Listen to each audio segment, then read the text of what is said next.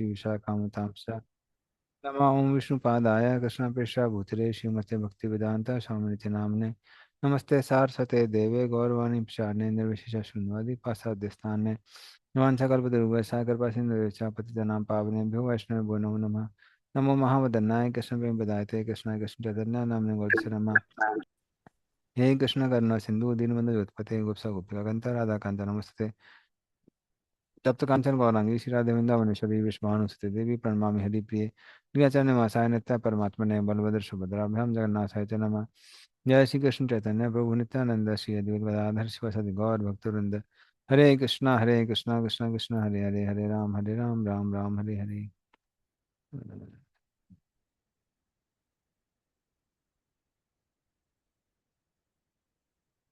हरे कृष्ण।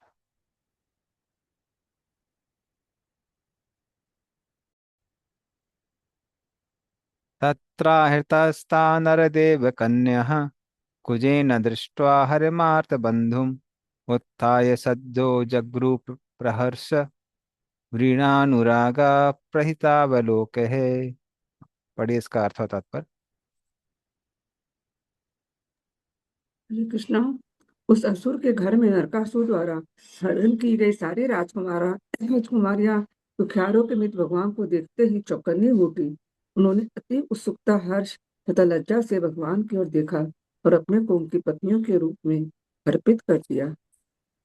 तात्पर्य: नरकासुर ने बड़े बड़े राजाओं के अनेक पुत्रियों का अपहरण किया था और अपने राजमहल में बंदी बनाकर रखा था, लेकिन जब वह भगवान द्वारा मारा डाला गया तो जब भगवान उस असुर के घर में प्रविष्ट हुए तो सारी राजकुमारियां हर्ष से प्रफुल्लित हो उठी और उन्होंने उनकी पत्नियां बनने के लिए स्वयं को अर्पित कर दिया, क्योंकि भगवान ही दुखियारे के एकमात्र मित्र है। धन्यवाद। तो इस तरह से हम लोग देखते हैं कैसे आ, अभी कुछ कुछ जो मुख्य रानी है उनका विवरण आया है। रुक्मिणी, सत्यभामा और नग्नजीति। आठ में से हेलो। तो ये तीन, ये कुछ रानियों का विवरण अभी तक आया था। रुक्मिणी, सत्यभामा और नग्नजीति। और अब 16,100 रानियां जो कृष्ण की हैं उनके साथ कैसे विवाह हुआ उसका वर्णन है। तो 16,100 कन्याओं को नरकासुर ने अपने कारागृह में बंदी बना के रखा था। और क्योंकि उस समय जो मर्यादा थी बहुत स्ट्रांग थी, कोई भी उनसे विवाह नहीं करता। लेकिन क्योंकि वो कृष्ण को पति के रूप में ग्रहण करना चाहती थी, इसलिए कृष्ण उनको सबको पत्नी के रूप में ग्रहण करते हैं। ओके, अगला श्लोक। आसा मुहूर्त एकस्मिन् नानागारेषु योषितां साविधं जग्रे पाणिन् अनुरूपा समायया। पढ़िए इसका अर्थ और तात्पर्य।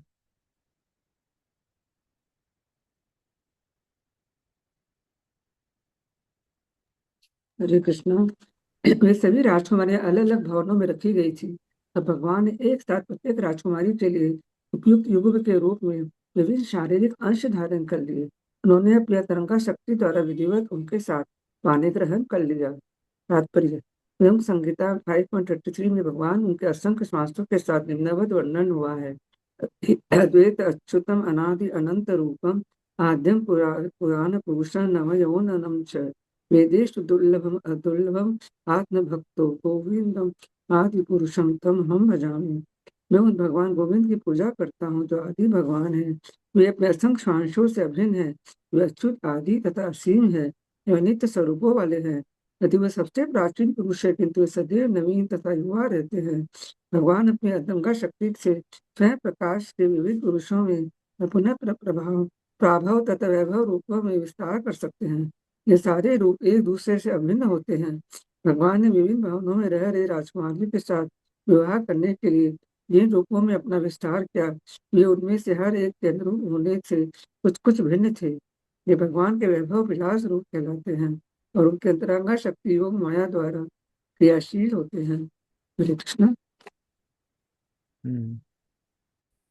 तो इस तरह से भगवान ने यहाँ पे अ, सुखदेव गोस्वामी बता रहे हैं भगवान के बारे में, या फिर उद्धव जी बता रहे हैं। वो कह रहे हैं कि स्वाविधम जग्रे पाणिन अनुरूपा समाया। स्वाविधम अर्थात विधि विधानों के साथ में भगवान ने क्या किया, पाणी ग्रहण, पाणी ग्रहण का किया, उनके साथ विवाह किया। ये कैसे संभव था? अनुरूपहा स्वमाया, अपनी माया के कारण ये संभव था। पर अनुरूप का मतलब ये है कि सारी जो स्त्रियां थी उनके हिसाब से भगवान ने थोड़े थोड़े अलग रूप धारण किए थे। हम्म। जैसे आप देखेंगे विग्रह के साथ में भी है। तो अगर मान लीजिए आप मणिपुर में जाते हैं, तो भगवान का थोड़ा सा मणिपुर फेस है वहां पे, जो इस्कॉन की डिटीज हैं इस्कॉन मणिपुर में। असम में जाएंगे तो वहां के हिसाब से है। बंगाल में आएंगे तो थोड़ा भगवान बंगाली स्टाइल में रहते हैं, कलकत्ता में। और अगर मान लीजिए आप इधर उत्तर भारत में आएंगे, वृंदावन में, तो भगवान का थोड़ा सा अलग रूप रहता है। तो ये डीटीज के साथ भी है। तो उसी तरह से, क्योंकि अलग अलग रानियां अलग अलग प्रांतों से थी, अलग अलग बल्कि ग्रह नक्षत्रों से थी, इसलिए भगवान भी थोड़े से अलग अलग रूप धारण करते हैं। हाँ, अनुरूपहा। तो जैसे जैसे वो स्त्रियां थी उस हिसाब से भगवान ने मैच किया। यहाँ पे ये क्यों बताया गया कि ये भगवान में और साधारण लोग में अंतर है? तो साधारण क्षत्रिय भी क्या करते थे कि जब वो कहीं पे अटैक कर रहे हैं और वहां पर कुछ स्त्रियां हैं जिनकी कोई रक्षा करने के लिए नहीं है, तो उनकी रक्षा करने हेतु, ताकि कोई उनका शोषण ना करे, वो कई बार क्या करते थे, उनसे विवाह कर लेते थे और उनके रहने की, खाने की व्यवस्था कर देते, ताकि वो राज परिवार के उसमें रहेंगी, प्रोटेक्शन में रहेंगी, और कोई उनका शोषण नहीं करेगा। लेकिन भगवान मात्र ये नहीं करते हैं। भगवान सबसे विवाह करते हैं और सबके लिए एक एक अलग अलग महल बनवाते हैं। और सिर्फ इतना ही नहीं, सबके साथ में रहते हैं। तो इस तरह से भगवान में और साधारण लोगों में या मनुष्य में जमीन आसमान का अंतर है। चलिए अगले श्लोक में चलते हैं।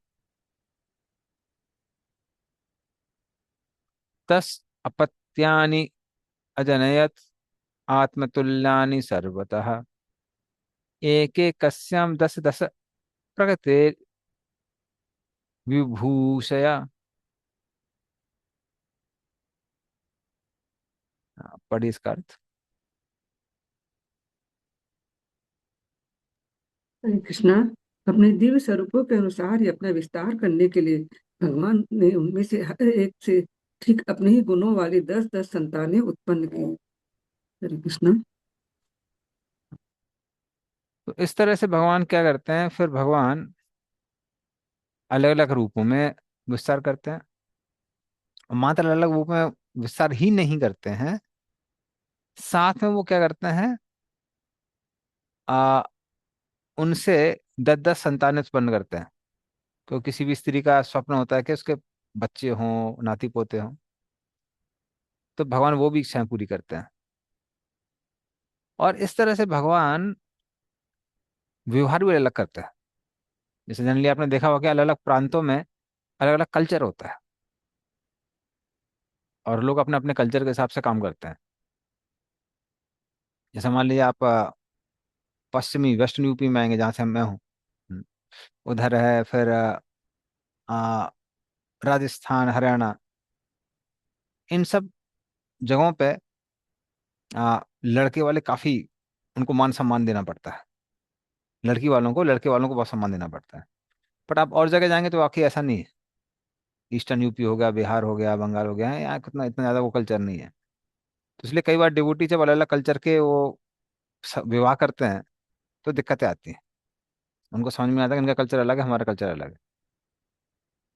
लेकिन जब भगवान विस्तार करते हैं, तो उनकी छवियां भी अलग होती हैं, और वो एग्जैक्टली उन रानियों के मनोभाव के अनुसार व्यवहार भी करते हैं। तो ये भगवान में आ, ये भगवान ही कर सकता है, इतना अडेप्टेबल होना। जैसे हम लोग डीटीज के, अगर जब भगवान विग्रह रूप में भी विस्तार करते हैं, तो अभी किसी उत्तर भारत के वहां जाएंगे, भारतीय वाले आदमी के यहाँ पे, तो वहां पर दाल रोटी सब्जी खाएंगे। बंगाली के यहाँ जाएंगे तो वहाँ साग भात अलग अलग सब्जियां खाएंगे।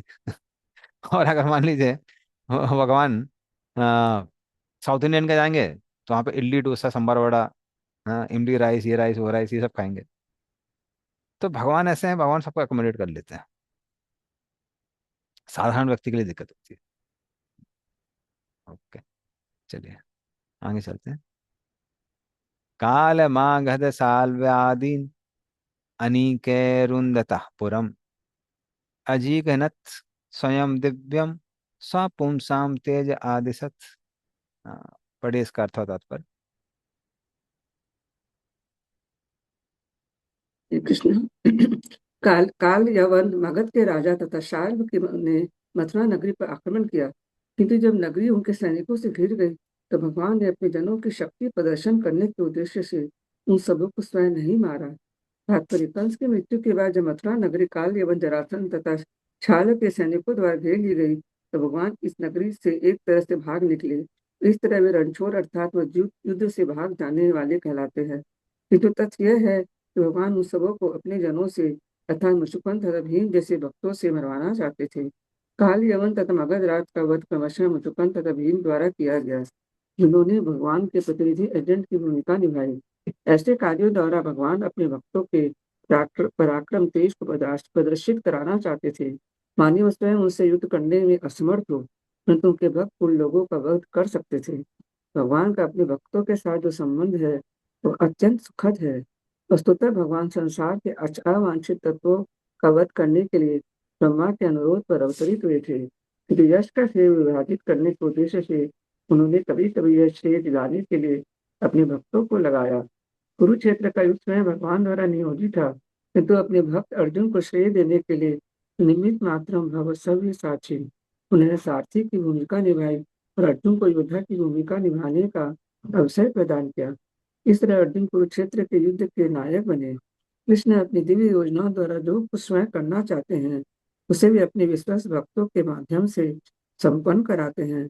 अपने शुद्ध अनंत भक्तों के प्रति भगवान की कृपा की यही युक्ति है। हरे कृष्ण। धन्यवाद। तो इस तरह से कंस की मृत्यु के बाद में जब कंस के जो ससुर थे जरासंध, कोई सिद्धि और प्राप्ति उनकी ही पुत्रियां थी, तो जरासंध काल्यावन को इनवाइट करता है। और इस तरह से आ, मथुरा नगरी को घेर लेते हैं ये लोग।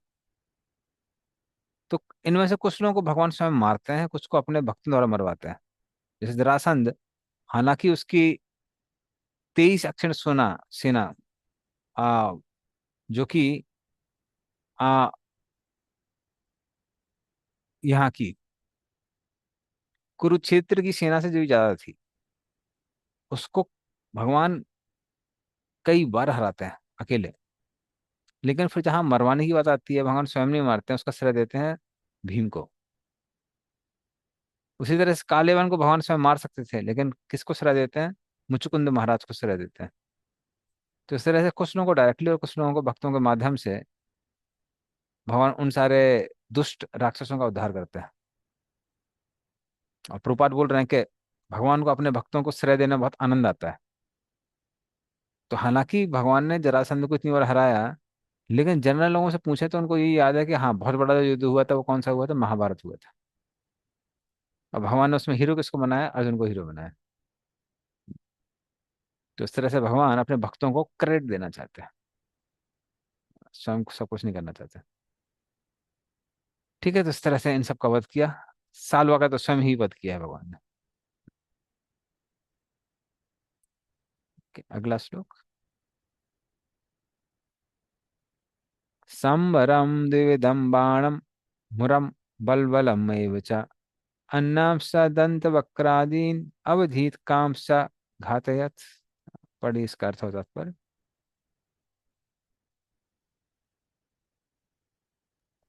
हरे कृष्ण। सांबर द्विविध बाण सूर बलवल जैसे राजाओं तथा दंत वक्र इत्यादि बहुत से अस्त्रों में से कुछ को उन्होंने स्वयं मारा और कुछ को अन्य अर्थात बलदेव इत्यादि द्वारा मरवाया। हरे कृष्ण। धन्यवाद। उसी तरह से और भी राक्षसों का नाम आती है, उनकी सूची आती है।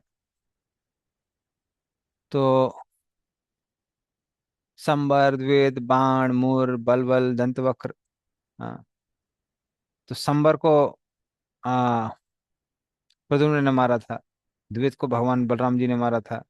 बलबल को बलराम जी ने मारा था। बाणासुर, मुर, दंतवक्र, इन सबको भगवान ने स्वयं ही मारा था। तो कुछ को डायरेक्टली और कुछ को अपने विस्तारों के द्वारा भगवान ने मरवाया इन सारे राक्षसों को। और इस तरह से उन सबका उद्धार हुआ। ओके। अगला श्लोक। अत्ते भ्रातृपुत्राणाम पक्षो पतिता नृपान चचाल भू कुरुक्षेत्रम ये सम आपतिताम बलय। पढ़िए इसका अर्थ होता है इस पर। हरे कृष्ण। तत्पश्चात हे विदुर, भगवान ने शत्रुओं को तथा लड़ रहे तुम्हारे भतीजों के पक्ष के समस्त राजाओं को कुरुक्षेत्र के युद्ध में मरवा डाला। ये सारे राजा इतने विराट तथा बलवान थे, जब वे युद्ध भूमि में विचरण करते थे तो पृथ्वी हिलती प्रतीत होती थी। हरे कृष्ण।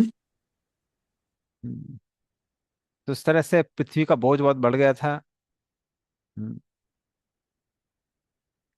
तो उन्होंने क्या किया,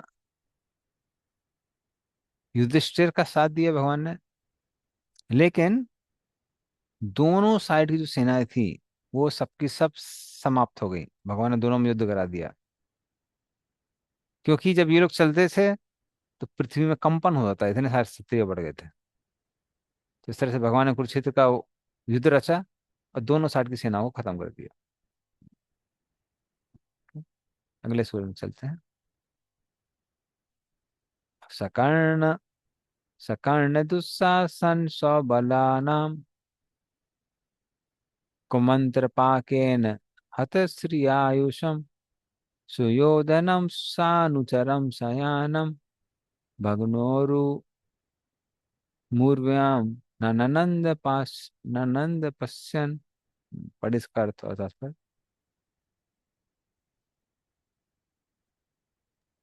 हरे कृष्ण। कर्ण दुशासन तथा सौबल की कुमंत्रणा के कपट योग के कारण दुर्योधन अपनी संपत्ति तथा आयु से विहीन हो गया।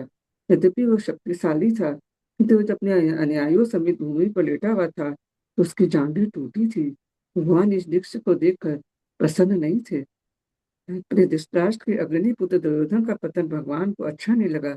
यद्यपि वे अर्जुन के पक्ष में थे और उन्होंने ही भीम को सलाह दी थी कि युद्ध में दुर्योधन की जांघें किस तरह तोड़े। भगवान को बाध्य होकर बुराई करने वालों को दंड देना पड़ता है, किंतु ऐसा दंड देखने में वे प्रसन्न नहीं होते, क्योंकि सारे जीव मूलतः उनके भिन्नांश होते हैं। ये बुराई करने वाले के प्रति व्रत से भी कठोर तथा श्रद्धावानों के प्रति गुलाब के फूल से भी कोमल रहते हैं। बुराई करने वाला कुसंगति द्वारा द्वारा तथा कुमंत्र द्वारा दिग्भ्रमित हो जाता है, जो भगवान के आदेश के अंतर्गत स्थापित सिद्धांतों के प्रतिकूल है। इस प्रकार वह दंड का भागी बनता है। सुख का सबसे निश्चित मार्ग भगवान द्वारा बनाए गए सिद्धांतों का पालन करना तथा उनके द्वारा स्थापित नियमों का उल्लंघन न करना है। ये नियम भुलक्कड़ जीवों के लिए वेदों तथा पुराणों में निरूपित है। हरे कृष्ण। धन्यवाद। तो ये आपने कभी कभी घरों में देखा हुआ है कि कई बार क्या होता है, माता पिता ना चाहते हुए बच्चा को भी बहुत ज्यादा शैतानी कर रहा है, पढ़ाई नहीं कर रहा, उसको मारते हैं, पर खुद भी रोने लगता है। खासकर मदर के साथ मैंने देखा हुआ, मदर के साथ ऐसा होता है। वो मारेंगे पीटेंगे, फिर कभी खुद भी रोने लेंगे। क्यों ऐसी हरकत करते हो ना, मेरे को मारना पड़ता है। तो भगवान के साथ भी ऐसे ही है। तो दुर्योधन लगातार पांडवों को मारने का प्रयास कर रहा था और इतने अत्याचार कर रहा था उन पे। तो भगवान इस तरह से युद्ध में कर्ण, दुशासन, इन सब का वध कराते हैं और दुर्योधन को भी वध कराते हैं। लेकिन जब दुर्योधन की जांग टूटी हुई थी और वो मृत्यु प्राप्त होने वाला था युद्ध क्षेत्र में, भगवान को देख के अच्छा नहीं लगता है। कारण क्या है? अहम बहु बीज पिता पिता। भगवान सबके पिता है, तो वो नहीं चाहते उनके बच्चों को दुख हो। किंतु उनको उनकी मानसिकता को ठीक करने के लिए भगवान को ये सब करना पड़ता है। तो इसलिए भगवान भी बहुत खुश नहीं थे, बहुत दुखी थे। अगला श्लोक। कियान भुवोऽयं क्षपितोरुभारो यद्रोण भीष्मार्जुन भीममूले अष्टादशाक्षो हिडिको मदंसेर आस्ते परम दुर्विसहम यदूनाम। पर इसका अर्थ होता पर। हरे कृष्णा। कुरुक्षेत्र के युद्ध की समाप्ति पर भगवान ने कहा, अब द्रोण, भीष्म, अर्जुन तथा भीम की सहायता से 18 अक्षौहिणी सेना का पृथ्वी का भारी बोझ कम हुआ है। किंतु यह क्या है? अभी मुझी से उत्पन्न यदुवंश की विशाल शक्ति शेष है, जो और भी अधिक असह्य बोझ बन सकती है। हरे कृष्ण। तो इस तरह से आ, तात्पर्य पढ़ के बताइए आपने। तात्पर्य पढ़ना है ना। साथ ही ये गलत सिद्धांत है कि जनसंख्या वृद्धि से संसार अति बोझिल हो उठता है, इसीलिए युद्ध तथा अन्य संहारक प्रक्रियाएं होती है। पृथ्वी कभी भी अति बोझिल नहीं होती। पृथ्वी पर स्थित गुरुतम पर्वतों तथा समुद्रों में मनुष्यों की अपेक्षा अधिक जीव रहते हैं, किंतु कभी अति बोझिल नहीं होते। यदि पृथ्वी की सतह पर रहने वाले समस्त जीवों की गणना की जाए, तो यह निश्चित रूप से पाया जाए कि मनुष्यों की जनसंख्या समस्त जीवों की संख्या का 5% भी नहीं है। यदि मनुष्यों की जन्म दर बढ़ रही है, उसी अनुपात में अन्य जीवों की भी जन्म दर भी बढ़ रही है। निम्नतर पशुओं, थलचरों, जलचरों, पक्षियों की जन्म दर मनुष्यों की अपेक्षा कहीं अधिक है। भगवान के आदेश से पृथ्वी के सारे जीवों के लिए भोजन की पर्याप्त व्यवस्था है। यदि जीवों में असमानुपातिक वृद्धि हो, तो वे और भी अधिक व्यवस्था कर सकते हैं। इसीलिए जनसंख्या की वृद्धि से बाहर बढ़ने का प्रश्न ही नहीं उठता। पृथ्वी धर्म गाने अर्थात भगवान की इच्छा के अनियमित पालन से अति बोझिल हो गई थी। भगवान दुष्टों की वृद्धि को रोकने के लिए पृथ्वी पर प्रकट हुए, न कि जनसंख्या में वृद्धि के कारण, जैसा कि संसारिक अर्थशास्त्रियों द्वारा मिथ्या कथन किया जाता है। जब भगवान कृष्ण प्रकट हुए, ऐसे दुष्टों की संख्या काफी बढ़ गई थी, जो भगवान की इच्छाओं का उल्लंघन कर रहे थे। ये भौतिक सृष्टि भगवान की इच्छा पूर्ति के लिए है, और उनकी इच्छा है कि वह जीव जो भगवत धाम में प्रवेश पाने के योग्य है, उन्हें प्रवेश पाने के लिए अपनी स्थिति सुधारने का अवसर प्राप्त हो। विश्व व्यवस्था की समूची प्रक्रिया का मंतव्य बद्ध जीव को भगवत धाम में प्रवेश करने का अवसर प्रदान करना है, और भगवान ने उनके भरण पोषण के लिए पर्याप्त व्यवस्था कर रखी है।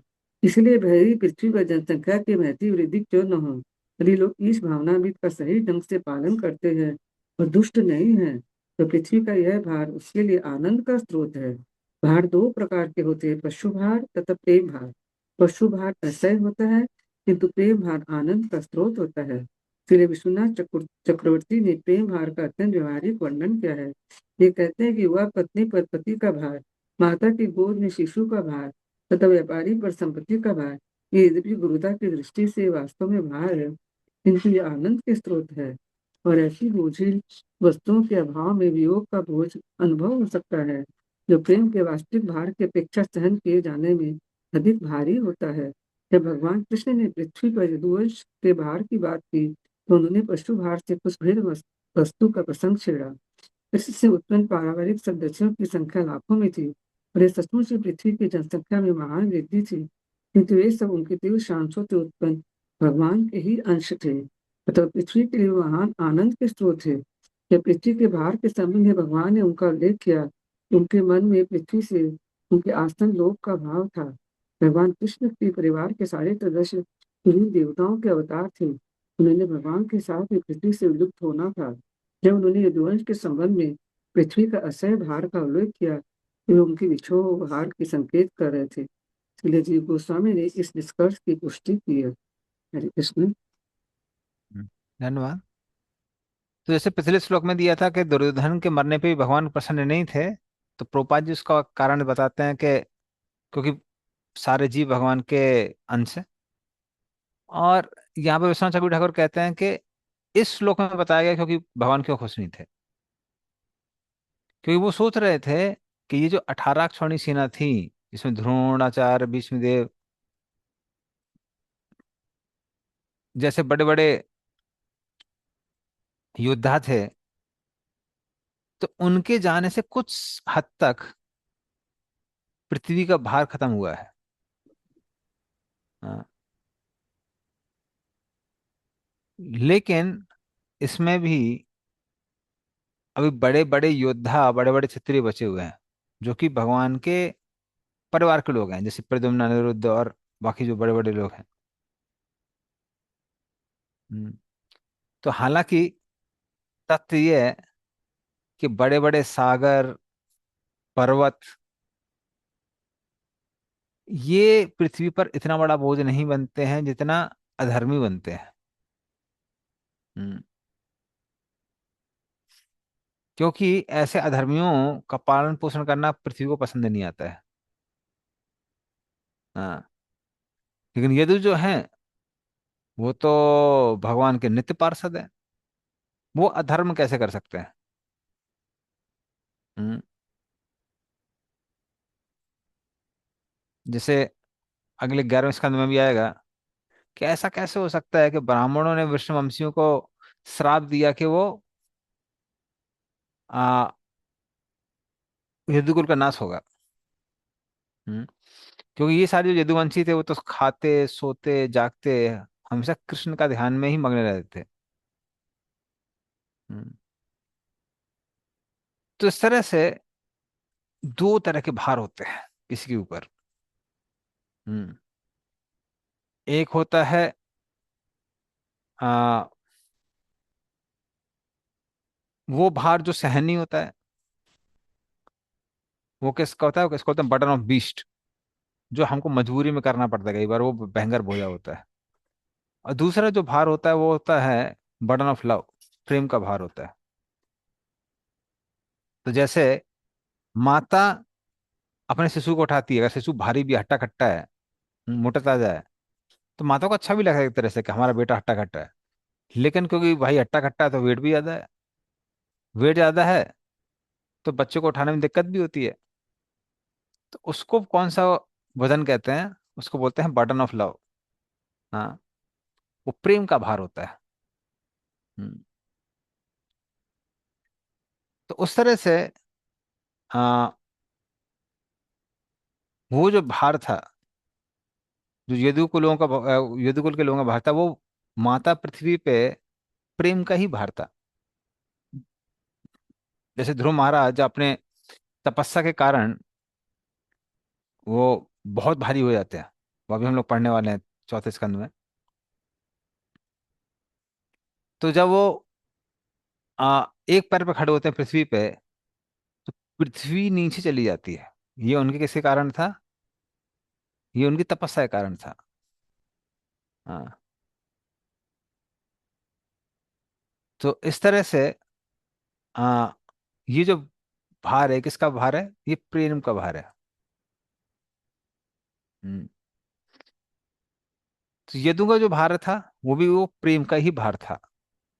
तो ये दुख नहीं देता, ये सुख देता है। हाँ, एक और उदाहरण आता है, जैसे जब नवविवाहित स्त्री होती है और उसको बहुत सारे गहने पहना दिए जाते हैं तो भारी लगते हैं वो। लेकिन क्योंकि वो उसकी सुंदरता को बढ़ाते हैं, वो उसको धारण किए रहती है। तो खासकर शादी वगैरह में जब स्त्रियां लहंगा पहनती हैं, गहने पहनती हैं, भारी लगता है, लेकिन फिर भी यार क्योंकि सुंदरता बढ़ती है इसलिए वो लोग उसको सहन करती रहती हैं, अच्छा लगता है। तो उसी तरह से जो यदुकुल के लोग थे ये भगवान के ही पार्षद थे। और ये आ, पृथ्वी देव को भारी नहीं लग रहे थे। लेकिन कृष्ण मन ही मन क्या सोच रहे थे? कृष्ण सोच रहे थे कि मेरा भगवत धाम जाने का समय आ गया है, सारी लीलाएं समाप्त करने का समय आ गया है। अगर मैं अपनी लीलाएं समाप्त कर लेता हूँ तो क्या होगा? ये सारे यदुकुल के लोग पागल हो जाएंगे और पृथ्वी को विनष्ट कर देंगे। इसलिए अब मेन काम क्या बचा हुआ है? एक अभी बोझ बचा हुआ है मेरे ऊपर, वो क्या है? इन सबको मेरे जाने से पहले भगवत धाम भेजना है। तो फिर भगवान क्या करते हैं? भगवान आदेश के अनुसार सारे द्वारकावासी, जो कि भगवान के नित्य पार्षद थे, वो भगवान की अप्रकट लीला में चले जाते हैं। और जो देवताओं के अंश थे वो अभी भी उनके शरीरों में बचे हुए थे। तो उनके साथ में क्या होता है? वो हम लोग देखेंगे। ठीक है, चलिए तो अगले श्लोक में चलते हैं।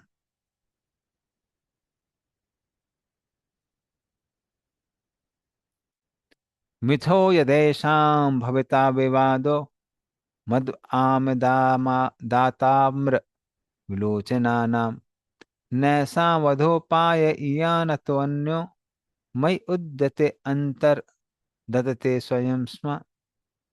पढ़िए इसका अर्थ तात्पर्य। हरे कृष्ण। जब वे नशे में चूर होकर मधुपान के कारण तांबे जैसी लाल लाल आंखें के परस्पर लड़ेंगे झगड़ेंगे, तभी वे विलुप्त होंगे, अन्यथा यह संभव नहीं है। मेरा अंतर्धान होने पर यह घटना घटेगी। तात्पर्य, भगवान तथा उनके संगी भगवान की इच्छा से प्रकट तथा अप्रकट होते हैं। उन पर भौतिक प्रकृति के नियम लागू नहीं होते।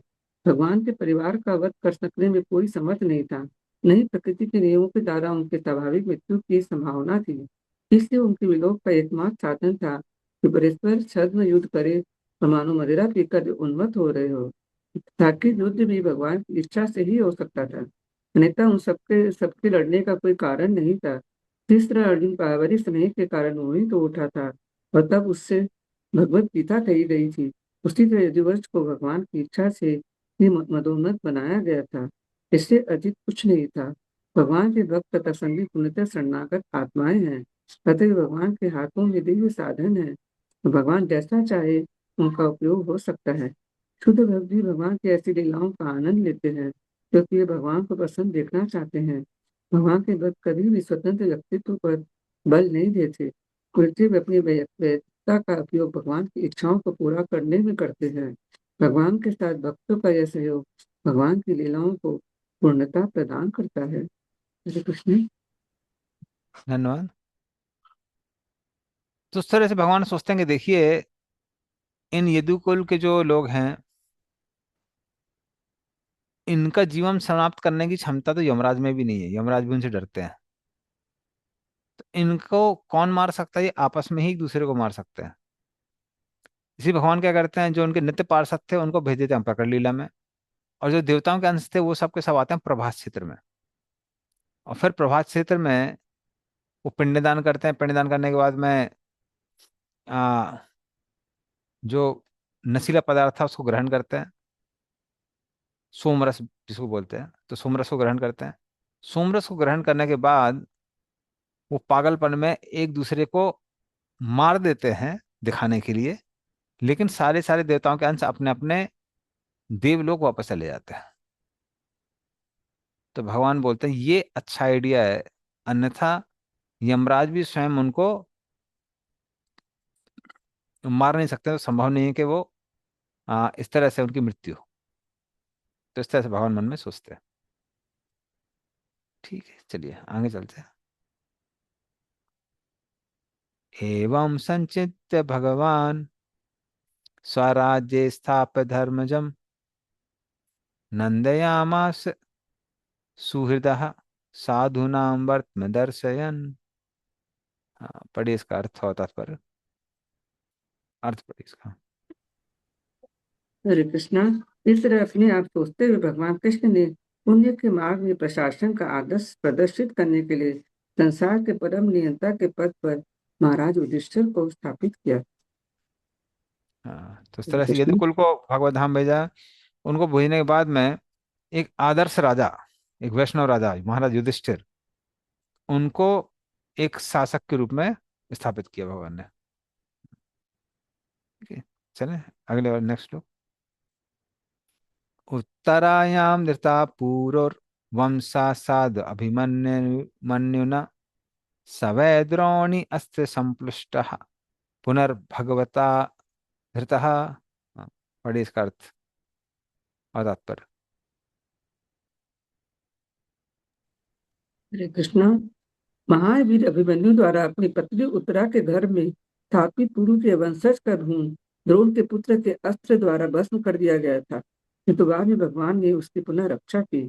तात्पर्य, महान वीर अभिमन्यु से उत्तरा द्वारा गर्भाधान करने के बाद जब परीक्षित का शरीर भूना अवस्था में था, तो अश्वत्थामा के ब्रह्मास्त्र द्वारा वो भस्म कर दिया गया था, किंतु भगवान ने गर्भ के भीतर दूसरा शरीर प्रदान किया। इसी तरह पुरु का वंशज बचा लिया था। यह घटना इसका प्रत्यक्ष प्रमाण है कि शरीर तथा जीव अर्थात आध्यात्मिक स्फुलिंग भिन्न भिन्न है। जब पुरुष के विरुद्ध के प्रविष्ट स्त्री का गर्भ में जीव आश्रय लेता है तो पुरुष तथा स्त्री के स्त्रावों का मिश्रण होता है, जिससे मटर के आकार का शरीर निर्मित होता है, तो धीरे धीरे बढ़कर पूर्ण शरीर में विकसित हो जाता है। तो यदि किसी तरह भ्रूण नष्ट कर दिया जाता है तो जीव को दूसरे शरीर में या दूसरी स्त्री के गर्भ में आश्रय लेना पड़ता है। वो विशिष्ट जीव जिसे महाराज कुरु या पांडु का वंशज बनने के लिए चुना गया था, कोई सामान्य जीव न था। भगवान की मैत्री इच्छा से उसे महाराज युधिष्ठिर का उत्तराधिकारी होना था। अतएव जब अश्वत्थामा ने महाराज परीक्षित के भ्रूण को विनष्ट कर दिया तो भगवान अपनी अंतरंगा शक्ति द्वारा अपने श्वास से उत्तरा के गर्भ में भावी एवं संकटग्रस्त महाराज परीक्षित को दर्शन देने के लिए प्रविष्ट हुए। गर्भ के भीतर अपने प्राकट्य से भगवान ने शिशु को प्रोत्साहित किया और अपनी सर्वशक्तिमत्ता से नवीन शरीर में उसे पूर्ण सुरक्षा प्रदान की। वे अपनी सर्वव्यापकता की शक्ति से उत्तरा तथा पांडव परिवार के अन्य जनों के भीतर तथा बाहर उपस्थित थे। हरे कृष्ण। तो इस तरह भगवान क्या करते हैं फिर? भगवान अश्वत्थामा, जो कि पांडवों से बदला लेने के लिए ब्रह्मास्त्र छोड़ता है, तो वो उत्तरा के घर में प्रवेश करता है वो अस्त्र। और इस श्लोक के अनुसार, जैसे प्रभुपाद लिख रहे हैं, कि परीक्षित महाराज लगभग मर ही गए थे और भगवान उनको एक नया शरीर देते हैं। हाँ, तो इस तरह से वो परीक्षित महाराज की रक्षा करते हैं कृष्ण। तो ये लीला करते हैं भगवान। ओके, नेक्स्ट श्लोक है।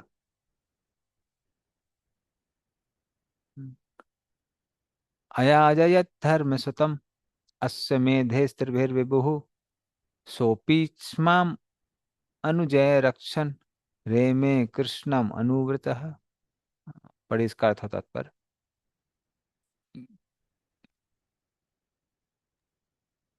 हरे कृष्ण। भगवान ने धर्म के पुत्र महाराज युधिष्ठिर को 3 अश्वमेध यज्ञ संपन्न करने के लिए प्रेरित किया।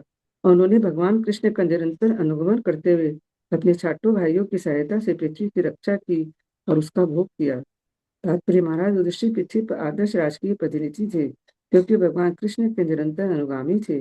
जैसा कि वेदों में ईशोपनिषद में कहा गया है, भगवान इस विश्व विराट की भूमि सृष्टि के स्वामी है, जो बद्ध जीवों को अपने साथ उनका संबंध पुनर्जीवित करने का और इस भगवत धाम वापस जाने का अवसर प्रदान करते हैं। भौतिक जगत की संपूर्ण प्रणाली उसी कार्यक्रम तथा योजना द्वारा व्यवस्थित है। जो भी इस योजना का उल्लंघन करता है वह प्रकृति के नियम द्वारा दंडित होता है, क्योंकि प्रकृति परमेश्वर के निर्देशानुसार कार्य करती है। महाराज युधिष्ठिर पृथ्वी के सिंहासन पर भगवान के प्रतिनिधि के रूप में प्रतिष्ठापित हुए थे। राजा से सदैव भगवान का प्रतिनिधि होने की अपेक्षा की जाती है। पूर्ण एकाधिपत्य के लिए भगवान की इच्छा का प्रतिनिधित्व आवश्यक होता है। महाराज युधिष्ठिर इस परम नियम के अनुसार एक आदर्श राजा थे। राजा तथा प्रजा दोनों ही अपने कर्तव्य निर्वाह के सुखी थे और इस तरह भौतिक प्रकृति के पूर्ण सहयोग से प्रजा की सुरक्षा तथा स्वाभाविक जीवन का भोग महाराज युधिष्ठिर तथा महाराज परीक्षित जैसे योग्य वंशजों के शासन में अपने आप प्राप्त थे। हरे कृष्ण। धन्यवाद। और फिर भगवान युधिष्ठिर महाराज से 3 अश्वमेध यज्ञ करवाते हैं, और मात्र 3 अश्वमेध यज्ञ से भगवान उनको इतना ऐश्वर्य देते हैं जो कि इंद्र से ज्यादा था। तो उस समय युधिष्ठिर महाराज और उनकी प्रजा उन ऐश्वर्यों का भोग कर रही थी जो इंद्र के पास भी नहीं थे। तो इस तरह से भगवान अपने युधिष्ठिर महाराज जैसे भक्त को और उसमें जो प्रजा थी उन सर पर आशीष करते हैं, उनको आशीर्वाद देता है। ओके, अगले श्लोक में चलते हैं। भगवान अपि विश्वात्मा लोक वेद पथानुगः कामान शिषेवे द्वारवत्याम असक्ता सांख्यम आस्थितः। पर इसका अर्थ होता पर। हरे कृष्णा। उसी के साथ साथ भगवान ने समाज के वैदिक रीति रिवाजों का दृढ़ता से पालन करते हुए द्वारकापुरी में जीवन का भोग किया। वे सांख्य दर्शन प्रणाली के द्वारा प्रतिपादित वैराग्य तथा ज्ञान में स्थित थे। तात्पर्य जब महाराज युधिष्ठिर पृथ्वी के सम्राट थे, कृष्ण द्वारका के राजा थे, द्वारकाधीश कहलाते थे। अन्य अधिराजाओं की तरह वे भी महाराज युधिष्ठिर के शासन के अधीन थे। यद्यपि भगवान कृष्ण पूर्ण सृष्टि के परम सम्राट है, किंतु जब तक वे धराधाम में रहे, उन्हें कभी भी वैदिक आदेशों का उल्लंघन नहीं किया, क्योंकि ये मानव जीवन के लिए मार्गदर्शक होते हैं। सांख्य दर्शन नामक ज्ञान प्रणाली पर आधारित वैदिक सिद्धांतों के अनुसार नियमित मानव जीवन ही जीवन की आवश्यकताओं का भोग करने का असली मार्ग है। वैराग्य तथा लोक व्यवहार के ऐसे ज्ञान के अभाव में तथाकथित मानव सभ्यता खाने पीने तथा भोग विलास करने वाले पशु समाज के तुल्य है। भगवान अपनी इच्छा अनुसार स्वतंत्र रूप में कार्य कर रहे हैं, फिर भी उन्होंने अपने व्यवहारिक दृष्टांत द्वारा ऐसे जीवन बिताने की शिक्षा दी जो वैराग्य तथा ज्ञान के सिद्धांतों के विरुद्ध न हो। ज्ञान तथा वैराग्य के प्रति जीवन की वास्तविक पूर्णता है, जैसा कि सांख्य दर्शन में विस्तार पूर्वक प्रतिपादित किया गया है। ज्ञान का अर्थ होता है कि जानना मनुष्य जीवन का उद्देश्य संसार के सारे कष्टों को समाप्त करना है और शारीरिक आवश्यकता की नियमित रूप से पूर्ति करने के बावजूद मनुष्य का ऐसा पार्श्विक जीवन से विरक्त होना है। शरीर की मांगों की पूर्ति करना पार्श्विक जीवन है और आत्मा के उद्देश्य की पूर्ति करना मानव मानव का उद्देश्य है। हरे कृष्ण। धन्यवाद। तो इस तरह से भगवान कैसे ज्ञान और वैराग्य का प्रदर्शन करते हैं वो यहाँ लिखा हुआ है। हम्म। तो हालांकि भगवान कौन है? विश्वात्मा, भगवान अपि विश्वात्मा। तो हालांकि कृष्ण भगवान है, इस विश्व की आत्मा है, अर्थात वही परमात्मा है, पर उन्होंने क्या किया? लोक वेद पथ अनुगहा। हम्म। तो जो लोगों का, साधारण लोगों का, जो कि वर्णाश्रम धर्म का पालन करते हैं, उनका जो पथ था उसका अनुगमन किया उन्होंने, एक अच्छा उदाहरण प्रस्तुत करने के लिए। हम्म। तो कामान से द्वारवत्तम असक्ता संख्या मास्थिता। हाँ। तो उन्होंने संसार की वस्तुओं का उपभोग किया बिना आसक्ति के। हम्म। और जो चीजें वेदों में वर्ण वर्जित हैं उसका भी भगवान ने अच्छे से पालन किया और उसको ग्रहण नहीं किया। तो इस तरह से भगवान ज्ञान और वैराग्य दोनों का ही पालन करते हैं।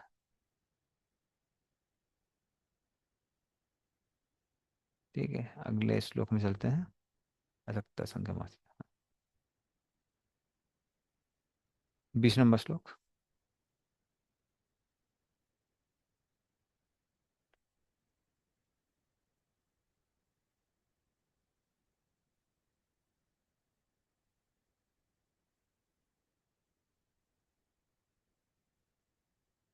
ठीक है। हाँ, तो ये बहुत फेमस श्लोक है, आप पीछे पीछे रिपीट कर सकते हैं। स्निग्ध स्मितावलोकेन स्निग्धस्मितावलोकेन वाचा पीयूष कल्पया वाचा पीयूषकल्पया चरित्रेणानवद्येन चरित्रेणानवद्येन श्रीनिकेतेन चात्मना। श्रीनिकेतेन चात्मना। पढ़िए इसको, इसका अर्थ और तात्पर्य। हरे कृष्णा। वे वहां पर लक्ष्मी देवी के निवास अपने दिव्य शरीर में सदा की तरह कि अपने सौम्य तथा मधुर मुस्कान युक्त मुख, अपने अमित्य वचनों तथा अपने निष्कलंक चरित्र से युक्त रह रहे थे। तात्पर्य पिछले श्लोक में बताया गया है कि सांख्य दर्शन के सत्यों में स्थित भगवान कृष्ण सभी प्रकार के विषयों से विरक्त है। प्रस्तुत श्लोक में यह बतलाया गया है कि वे लक्ष्मी देवी के निवास है। ये दोनों बातें करने की परस्पर विरोधी नहीं है। भगवान कृष्ण बहिरंगा प्रकृति की विविधता से विरक्त है, किंतु वे आध्यात्मिक प्रकृति या अपने अंतरंगा शक्ति का नित्य आनंदमय भोग करते हैं। जो अल्पज्ञ है वे बहिरंगा तथा अंतरंगा शक्तियों के इस अंतर को नहीं समझ सकते। भगवद गीता में अंतरंगा शक्ति को परा प्रकृति कहा गया है। विष्णु पुराण में भी विष्णु की अंतरंगा शक्ति को पराशक्ति कहा गया है। भगवान कभी भी पराशक्ति की संगति से विलग नहीं होते।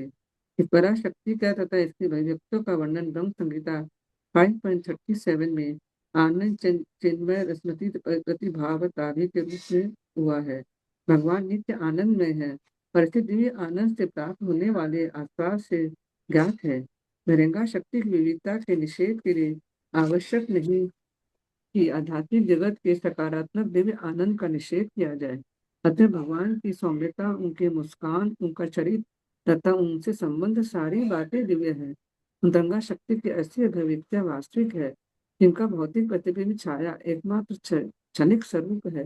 इसलिए हर ज्ञानवान व्यक्ति को विरक्त रहना चाहिए। हरे कृष्ण। इस तरह से स्निग्ध स्मिता अवलोकेन, तो प्रेम पूर्वक जब भगवान अपने आ, भक्तों पर दृष्टिपात करते हैं, वाचा पीयूषा कल्पया, सुंदर वाक्य बोलते हैं, चरित्रनानुवदेना, या फिर उनका जो चरित्र है, उनके जो एक्शंस हैं बहुत सुंदर होते हैं, और उनका रूप तो सुंदर है ही, श्रीनिकेतन चात्मना। तो फिर भगवान क्या करते हैं, इस तरह से अपने भक्तों को और देवताओं को सबको आनंद प्रदान करते हैं, सबको आनंद प्रदान करते हैं। और ये सब के सब आ, कैसे हैं? ये भगवान अपनी अंतरंग शक्ति से करते हैं, बहिरंग शक्ति से उनको कुछ लेना देना नहीं है। हाँ, तो ये माया में नहीं है, ये सब के सब कैसे हैं? ये सब आध्यात्मिक है, आध्यात्मिक है। साधारणतः कोई किसी की सुंदरता से मोहित हो जाता है तो उसको हम काम की भावना कहते हैं, लेकिन भगवान का जो रूप है वो आध्यात्मिक है, इसलिए उससे आकर्षित होना आ, आध्यात्मिक प्रगति का द्योतक कहलाता है, उल्टा होता है। स्पिरिचुअल एडवांसमेंट, ऐसा लगता है स्पिरिचुअल एडवांसमेंट हुआ है, लगता नहीं, ऐसा होता है कि स्पिरिचुअल एडवांसमेंट हुआ है। तो इस तरह से भगवान ने भाग्य से, सॉरी, अपने बातों से, अपने चरित्र से, अपने रूप से, और अपने ग्लांस से, कटाक्ष से सारे भक्तों को जीत लेते हैं, बल्कि लक्ष्मी देवी को भी जीत लेते हैं। ठीक है, अगले श्लोक में चलते हैं।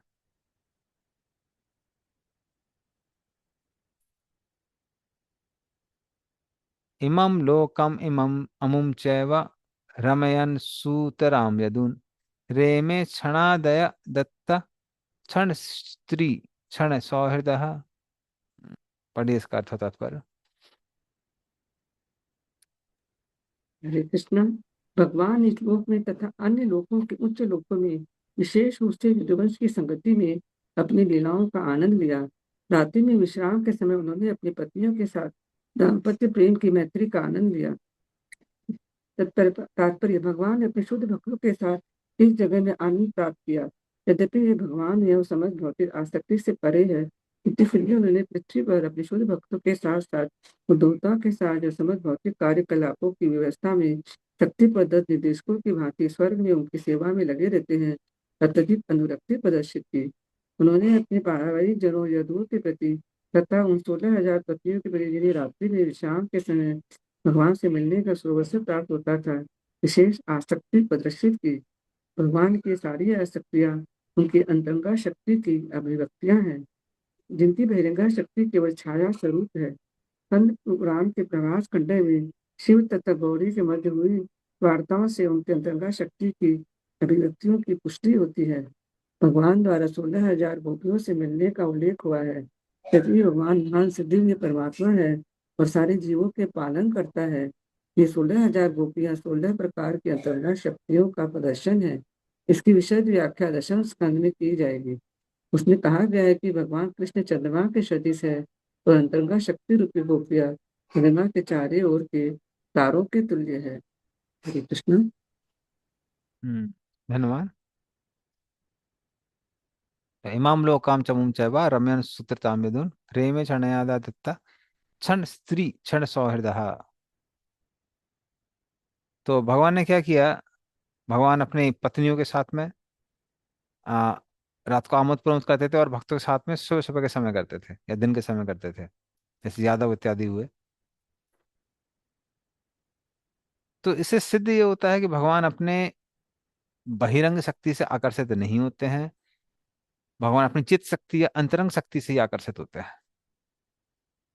हम्म। और खासकर भगवान आनंद लेते हैं अपने अंतरंग पार्षद जो है उनके यदु, और उनकी जो स्त्रियां हैं, नित्य स्त्रियां हैं भगवान की, ये पत्नियां जो हैं, इन सब के साथ भगवान नाम मोद प्रमोद करते हैं। हम्म। तो क्षण सौ हृदय,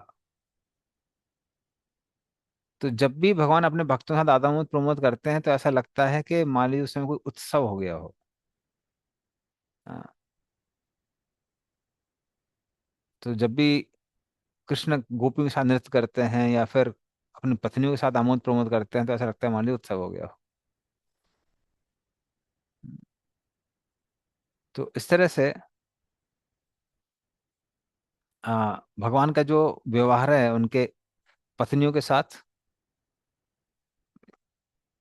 या फिर गोपियों के साथ, वो सबका सब कैसा है, वो वैसे ही है जैसे चंद्रमा अपनी अलग अलग कलाओं के साथ में क्या करता है, आनंद लेता है। या फिर भगवान स्वयं अपनी 16 शक्तियों के साथ में आनंद लेते हैं। तो ये स्कंद पुराण प्रभास खंड में भगवान शिव पार्वती से भी कहते हैं, हंस एव मता कृष्ण परमात्मा जनार्दन तस्य तः शक्तयो देवी षोडशेव प्रकीर्तिता चंद्र रूपी मता क्षणा काल रूप स्तुता स्मृता।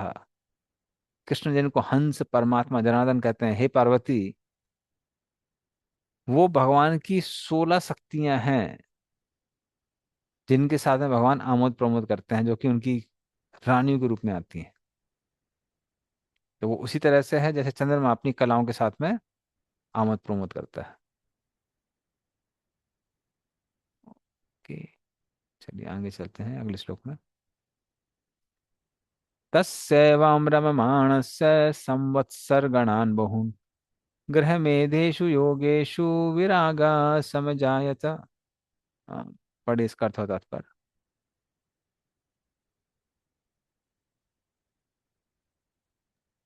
हरे कृष्ण। इस तरह भगवान अनेकानेक वर्षों तक गृहस्थ जीवन में लगे रहे, किंतु अंत में नश्वर यौन जीवन से उनकी विरक्ति पूर्णतः प्रकट हुई। तात्पर्य, यदि भगवान कभी भी किसी प्रकार के भौतिक यौन जीवन में लिप्त नहीं होते, किंतु जगत गुरु के रूप में दूसरे को शिक्षा देने के लिए कि किस तरह गृहस्थ जीवन को बिताना चाहिए, इस समय अनेकानेक वर्षों तक गृहस्थ बने रहे। श्री विश्वनाथ चक्रवर्ती ठाकुर बतलाते हैं कि समझाया का शब्द का अर्थ है पूर्णतः प्रकट किया है। जब तक वे पृथ्वी पर उपस्थित रहे, भगवान ने अपने सारे कार्यों में विरक्ति प्रदर्शित की। इसका पूर्ण प्रदर्शन तब हुआ जब उन्होंने दृष्टांत द्वारा यह शिक्षा देनी चाहिए कि मनुष्य के अपने संपूर्ण जीवन भर गृहस्थ जीवन में आसक्त नहीं रहना चाहिए। मनुष्य को स्वभावतः विरक्ति उत्पन्न करनी चाहिए। भगवान द्वारा गृहस्थ जीवन से विरक्ति यह नहीं सूचित करती कि उन्होंने अपने नित्य संगियों दिव्य गोपियों से विरक्ति ले ली थी, किंतु भगवान प्रकृति के दिन गुणों के प्रति अपनी तथाकथित आसक्ति को समाप्त करना चाहते थे। वे अपने दिव्य संगियों तथा रुक्मिणी तथा लक्ष्मियों की सेवा से कभी भी विरक्त नहीं हो सकते। जैसा कि लघु संगीता 5.29 में वर्णन हुआ है, लक्ष्मी सहस्त्र शत संभ्रम सेव्यमानम। हरे कृष्ण।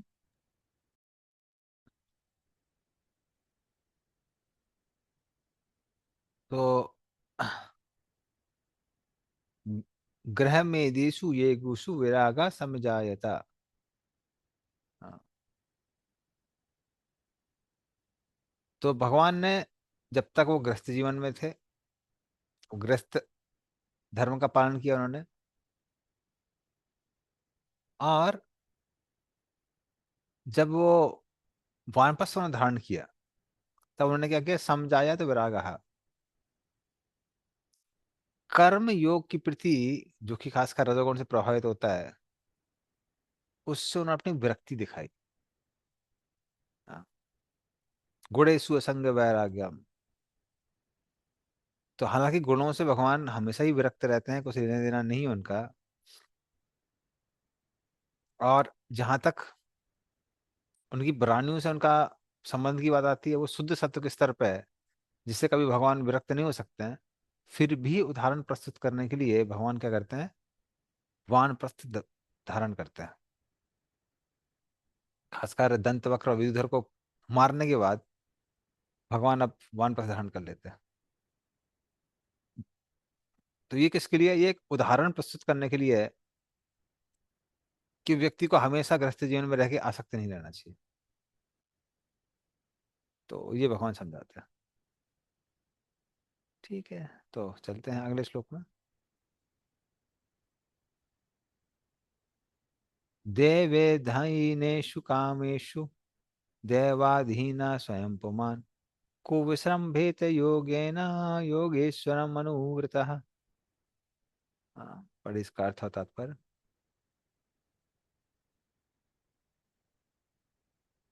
ये कौन सा श्लोक है? ये 17 नंबर बताइए। एक मिनट रहिए। नहीं, 23 नंबर, 23 नंबर है।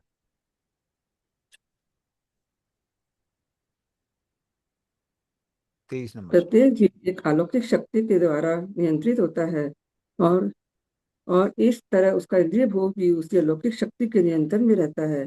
इसलिए कृष्ण के दिव्य इंद्रिय कार्यकलापों में वही अपनी श्रद्धा टिका सकता है, जो भक्ति में सेवा करके भगवान का भक्त बन चुका है। तात्पर्य, जैसा कि भगवत गीता में कहा गया है, भगवान के दिव्य जन्म तथा कर्मों को कोई समझ नहीं सकता है। इसी तथ्य की यहाँ पर पुष्टि हुई है। भगवान की भक्ति द्वारा प्रबुद्ध व्यक्ति ही भगवान के कार्यों तथा लौकिक शक्ति द्वारा नियंत्रित अन्य लोगों के कार्यों के अंतर को समझ सकता है। इस भौतिक ब्रह्मांड में दृष्टिगत समस्त पशुओं, मनुष्यों तथा देवताओं का इंद्रिय भोग विलास एवं लौकिक शक्ति द्वारा नियंत्रित होता है, जो प्रकृति या देवी माया कहलाती है। तो भी व्यक्ति इंद्रिय भोग विलास प्राप्त करने में स्वतंत्र नहीं है। इस जगत में हर व्यक्ति इंद्रिय भोग विलास के पीछे पड़ा रहता है। ऐसे लोग जिसमें ही अलौकिक शक्ति के नियंत्रण में होते हैं, इस पर विश्वास नहीं कर सकते कि इंद्रिय भोग विलास के मामले में भगवान कृष्ण अपने से परे किसी अन्य नियंत्रण के अधीन नहीं होते। वे यह नहीं समझ पाते भगवान की इंद्रिया दिव्य है। ब्रह्म संहिता में भगवान के इंद्रियों को सर्वशक्तिमान बतलाया गया है, अर्थात वे किसी का एक इंद्रिय से अन्य इंद्रिय के कार्य संपन्न कर सकते हैं। जिसका इंद्रिय सीमित है जिसका इंद्रिय सीमित है, उसे विश्वास नहीं होता कि भगवान अपने श्रवण की दिव्य शक्ति से भोजन कर सकते हैं और मात्र देखने के से संभोग कर सकते हैं। नियंत्रित जीव अपने बद्ध जीवन में ऐसे इंद्रिय कार्यों के विषय में स्वप्न तक नहीं देख सकता, किंतु भक्ति योग के कार्यों से वो समझ सकता है कि भगवान तथा उनके कार्य सदैव दिव्य है। जैसा कि भगवत गीता 18.55 में भगवान कहते हैं, भक्त्याम माम अभिजानाति यावान यस्यास्मि तत्त्वतः। यदि कोई व्यक्ति भगवान का शुद्ध भक्त नहीं है, तो भगवान के कार्यों के एक अंश को भी नहीं जान सकता। हरे कृष्ण। धन्यवाद। दैवधानीषु कामेषु देवधान स्वयं पुमान् को संवेद योगिना योगेश्वर अनुवृत्तः।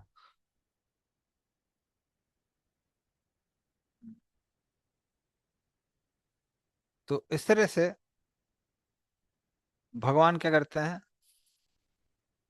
भगवान देखते हैं कि जो जीव है वो कर्म से बंधा हुआ है।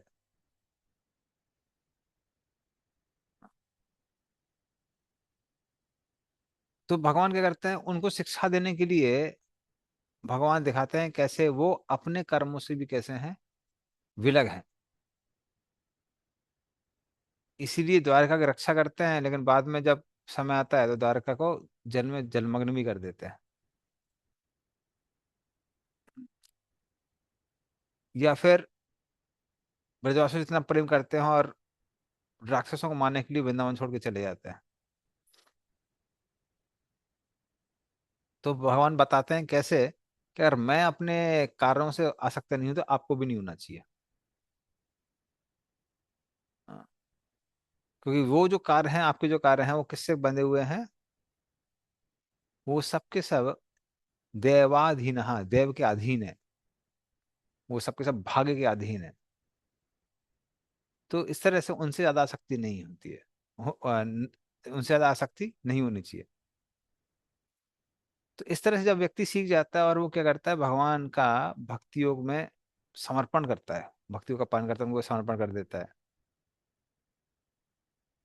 तो फिर आ, वो व्यक्ति भी बड़े आराम से इन भौतिक सुखों से मुक्ति प्राप्त कर सकता है, या भौतिक इच्छाओं से मुक्ति प्राप्त कर सकता है।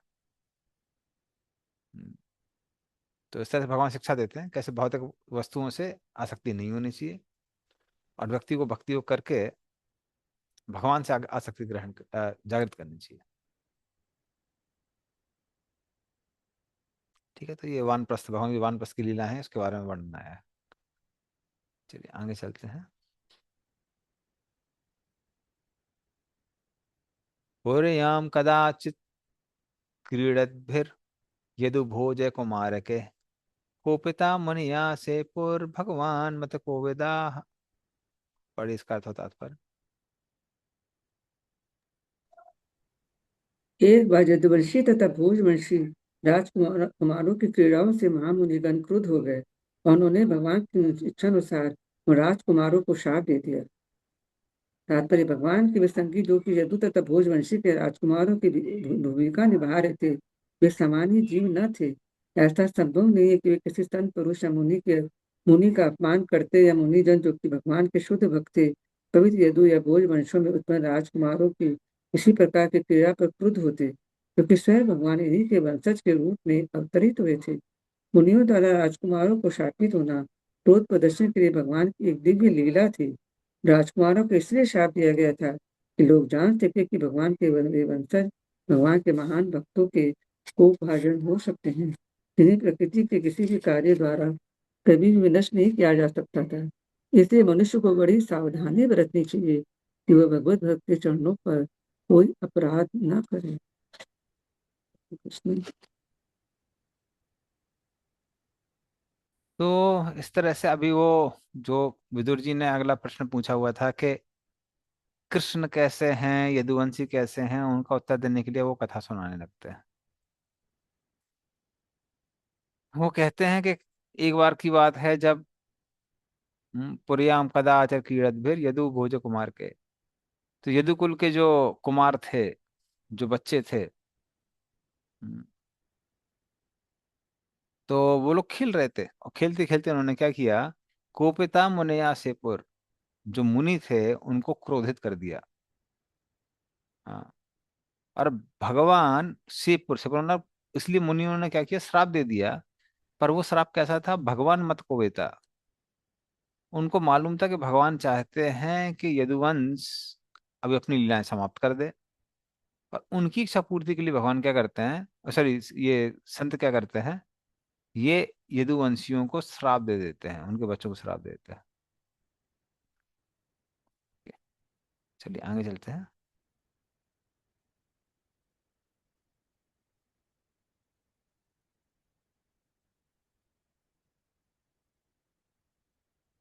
तथा कतिपयेर्मासेर वृष्णिभोजान्धकादयः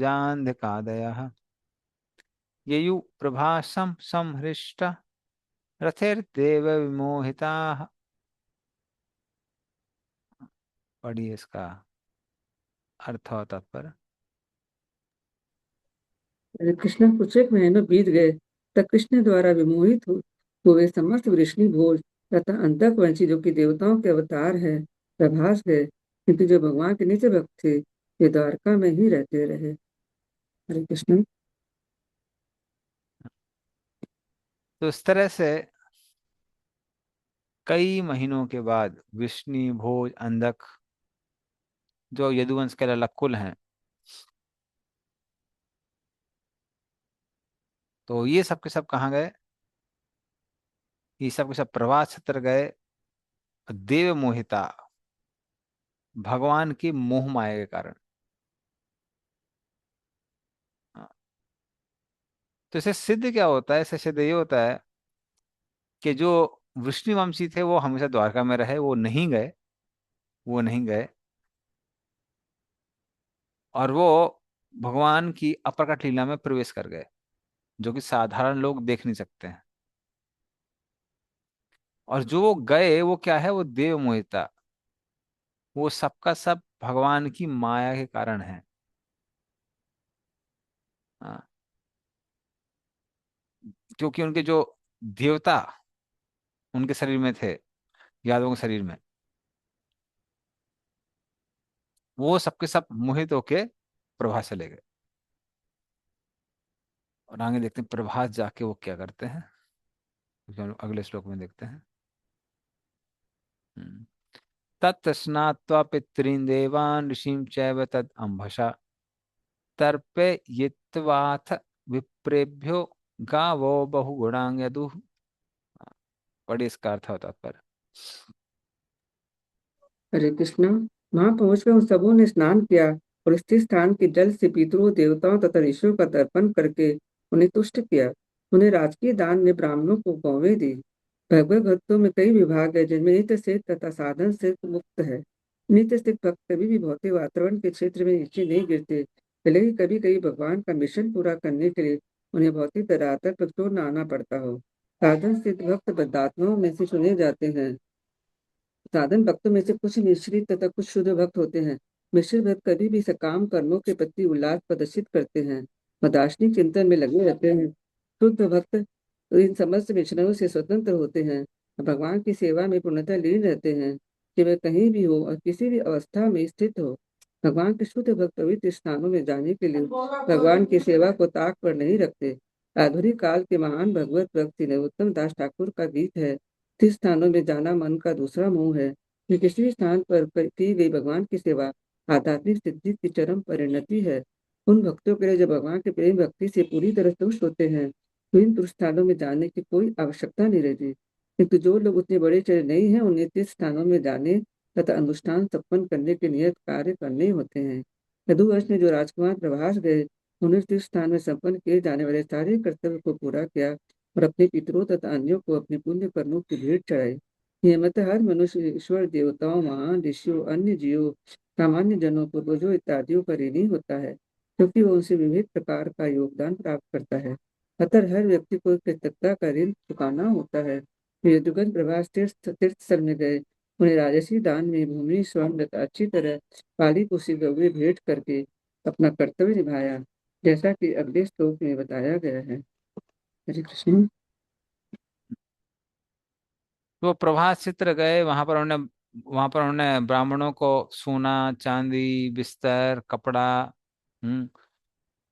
कंबल, गाड़ी, हाँ, विवाह के योग्य स्त्रियां, हाथी घोड़े रथ, ये सब के सब क्या किए, ये दान किए उन्होंने वहां पे जाके।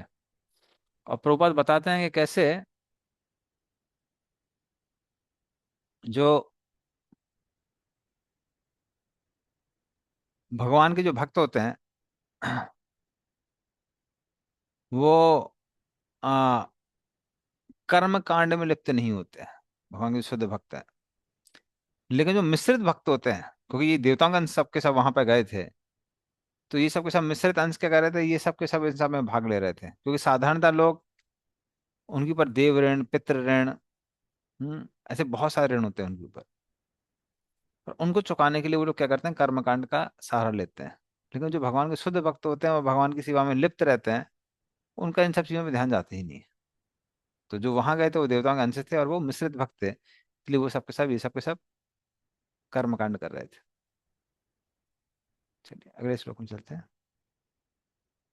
हिरण्यमृदितं सय्याम वासांसि अजन कंबलान यानम रथान इभान कन्या धराम वृत्ति करीमपि। हाँ, पढ़िए इसका अर्थ और तात्पर्य।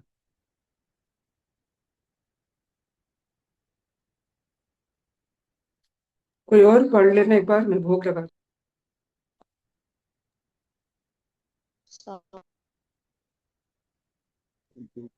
हरे हाँ मत। ब्राह्मणों को दान में न केवल सुपोषित गाय दी गई, एक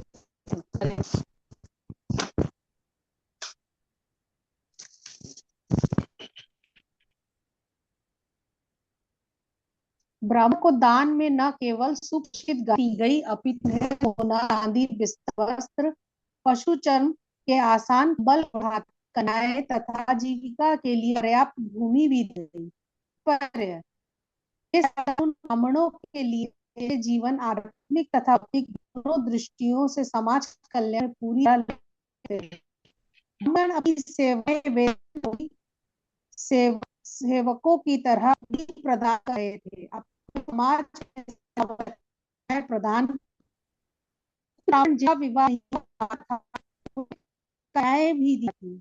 अतः ब्राह्मणों के आर्थिक समस्या क्षत्रिय राजा धनी व्यापारी लोग आवश्यक वस्तुएं थे और ब्राह्मण जन बदले समाज के उत्थान के लिए समर्पित थे। विभिन्न जातियों बीच सामाजिक सहयोग का ही मार्ग था। ब्राह्मण वह जाति जिसमें ब्राह्मण योग्यताएं धीरे धीरे आराम तलब गई तो पतित होकर ब्रह्म बंधु अर्थ अयोग्य ब्राह्मण है। से भी प्रगतिशील सामाजिक से है। जैसा कि श्रीमद् भगवद गीता में कहा गया है, भगवान द्वारा निर्णय जाति तथा श्रीमान द्वारा समाज के भी किए गए कार्य के गुण व्यवस्थित है। अधिकार के रूप में जैसा कि वर्तमान समाज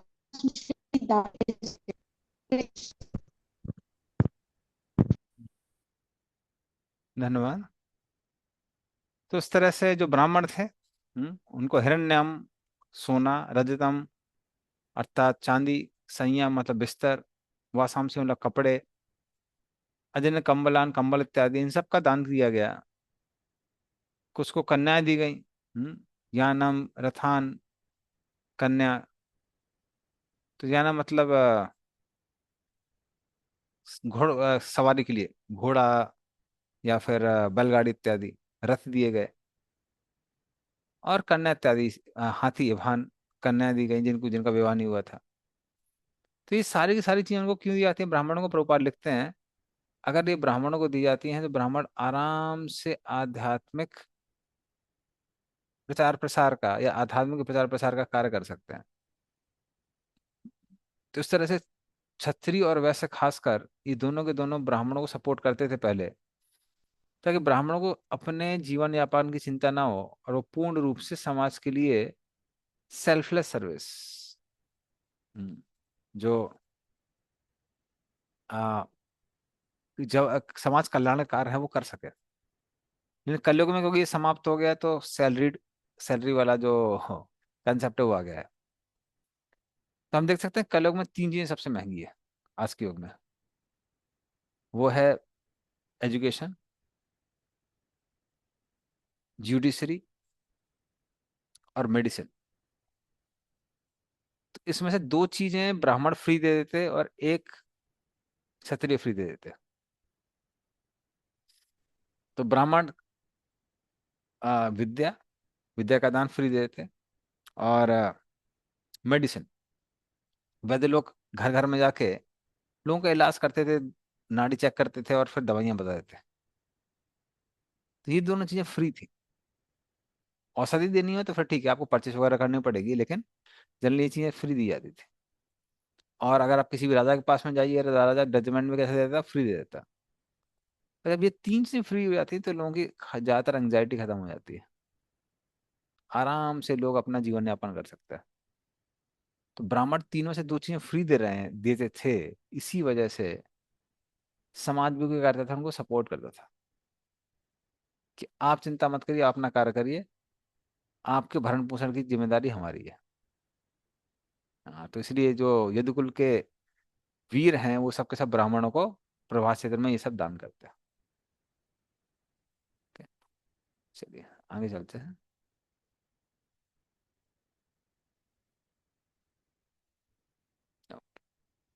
अन्नम चोरुरसम तेभ्यो दत्त्वा भगवतर्पणम गोविप्रार्थासवः सूरः पणयमेर्भुवि मूर्धभिः। हाँ, बड़ी इसका अर्थ था पर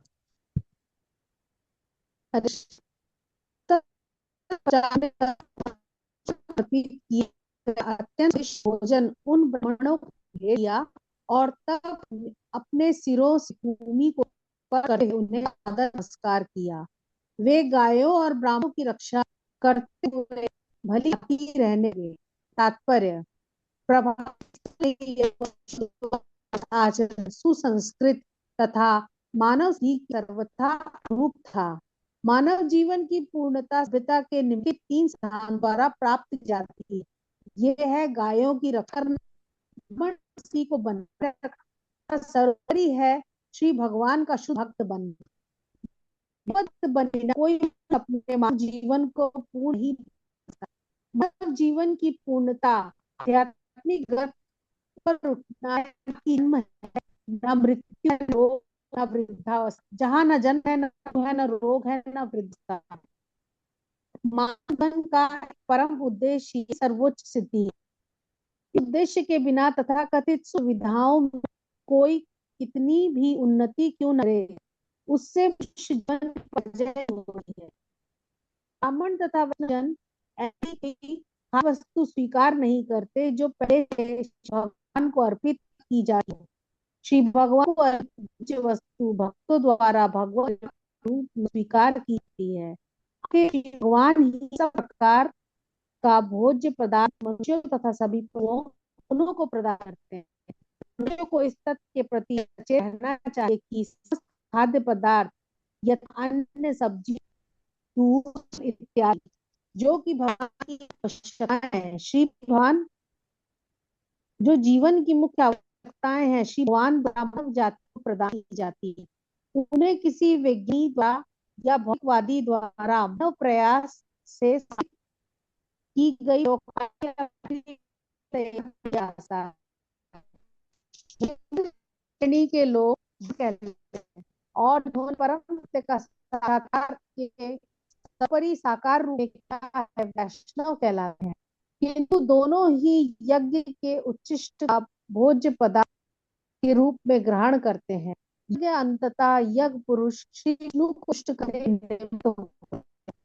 गीता 30 का है कि जो यज्ञ भोज्य पदार्थ के रूप में ग्रहण करता है वह समस्त पापों से छूट जाता है और पाप उनके लिए बना है, वह पाप की ग्रहण करता है जो केवल कष्ट की ओर ले जाता है। प्रभात तीर्थ में प्रामाणिक ब्राह्मणों को भेंट देने हेतु यदुओं ने भोज पदार्थ तैयार कराए थे। वे सभी श्री विष्णु को किए गए। यदुओं ने अपने सिरों से उनको करते हुए साधन नमस्कार किया। वैदिक संस्कृति में आया है यदुगण हो या अन्य कोई प्रबुद्ध परिवार, उन्हें विभिन्न वर्णों मध्य सेवा के पूर्ण सहयोग द्वारा मानव पूर्णता प्राप्त करने हेतु प्रशिक्षण दिया जाता है। उर्व शब्द भी यहाँ पर पूर्ण है। अन्य सभी को मिलाकर सैकड़ों प्रकार के स्वादिष्ट व्यंजन तैयार किए जाते हैं। ऐसे समस्त व्यंजन सात्विक होते हैं। अरे श्री भगवान को अर्पित किया जाता है, जैसा कि श्रीमद् भगवद गीता में केवल फूल पत्ती तथा से तैयार भोज्य पदार्थों को ही करते हैं, बशर्ते कि भक्ति के स्तर किए जाएं। भक्ति ही श्री भगवान को की एकमात्र कसौटी है। श्री भगवान आश्वासन देते हैं कि भक्तों द्वारा अर्पित ऐसे भोज्य पदार्थ वे अवश्य देते हैं। इस तरह भी दृश्यों से निर्णय करने रूपेण प्रशिक्षित पुरुष थे और ब्राह्मण होना भगवान ईश्वर के फल। यह संबंध लोगों के लिए चेतावनी। ब्राह्मण और वैश्य के साथ किसी को अनुचित व्यवहार नहीं करना चाहिए। इस प्रकार श्रीमद् भागवतम की स्कंद लीलाएं नामक की भक्तिगान पूर्ण हो। हरे कृष्ण। धन्यवाद। तो अन्नम चोरु रसम तेभ्यो दत्वा भगवत अर्पणम, दत्वा भगवत अर्पणम। तो यदुवंशी थे, उन्होंने क्या किया? उन्होंने भगवान को वो भोग अर्पण किया और उसका जो प्रसाद था वो ब्राह्मणों को अर्पित किया और स्वयं भी ग्रहण किया बाद में। तो ब्राह्मण को अर्पित किया, फिर उसके बाद में गायों को खिलाया और फिर स्वयं उसको ग्रहण किया। इससे सिद्ध होता है कि वो धर्म के स्ट्रिक्ट फॉलोअर थे।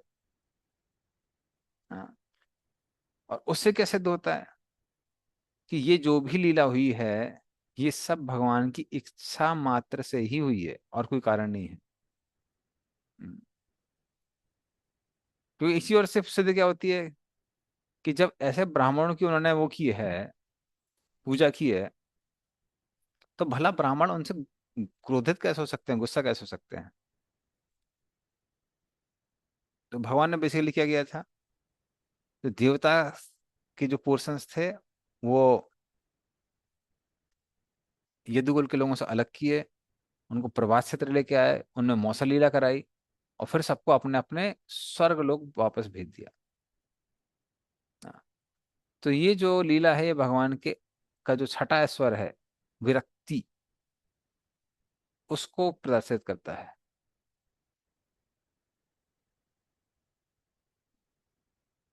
और साथ में भगवान क्या करते हैं, अपने भक्तों को, अपना जो धाम है उस सबको साधारण भौतिकवादी लोगों से लुप्त कर लेते हैं। तो भक्त लोग जब इन सबको पढ़ते हैं तो वो भक्ति भाव से बढ़ जाते हैं। और जो साधारण लोग हैं वो क्या सोचते हैं, अरे देखो कृष्ण के परिवार के साथ क्या हुआ, कृष्ण के साथ क्या हुआ। हम्म। कृष्ण को क्या बोलते हैं, एक व्याध ने तीर दे के मार दिया, तीर से मार दिया, और उनके जो परिवार वाले थे वो लड़ झगड़ के मर गए। तो साधारण लोग ऐसा सोचते हैं। तो इस तरह से साधारण लोगों को भगवान अपनी माया द्वारा आच्छादित कर देते हैं, और अपने जो भक्त हैं उनके हृदय में और ज्यादा प्रेम को जागृत करते हैं। तो भगवान इस तरह से सारी चीजें अकम्प्लिश करते हैं एक साथ। ठीक है, चलिए फिर अगले चैप्टर में चलते हैं हम लोग।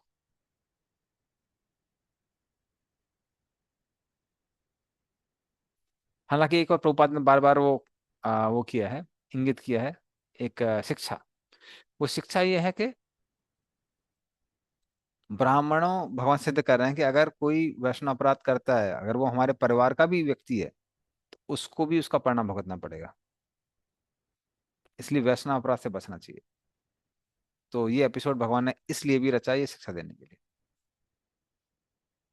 ठीक है, तो चौथे चैप्टर में, तो चौथे चैप्टर में हम देखेंगे कि कैसे उद्धव जी भगवान के तिरोभाव जो लीला है उसका वर्णन करते हैं। और उसके बाद विदुर जी से कहते हैं कि मुझे भगवान की सेवा करनी है। जो उनका संदेश था वो मुझे भद्रक आश्रम के ऋषियों को सुनाना है। और आप क्या करिए, पास में ही मैत्री मुनि के पास में जाइए, क्योंकि जब भगवान मुझे उपदेश दे रहे थे मैत्री मुनि भी वहां पे थे, और वो उम्र में मेरे से ज्यादा है। तो आप जो वाकई जो चीजें हैं वो मैत्री मुनि से सुनिए। हाँ। और उसके बाद वो विदाई ले लेते हैं, और फिर विदुर जी आते हैं मैत्री मुनि के पास, और मैत्री मुनि से वाकई शिक्षा ग्रहण करते हैं, जो कि हम लोग तीसरे चौथे स्कंद में पूरा पढ़ेंगे डिटेल में। विदुर मैत्री संवाद। ओके, तो पहले श्लोक से स्टार्ट करते हैं। ऊर्ध्ववाच अथ ते तद अनुज्ञाता भुक्त्वा पीत्वा च वारुणिं तया विभ्रंसिता ज्ञान दुरुक्तिर्मर्म पस्पृशु। पढ़ इसका अर्थ और तात्पर्य।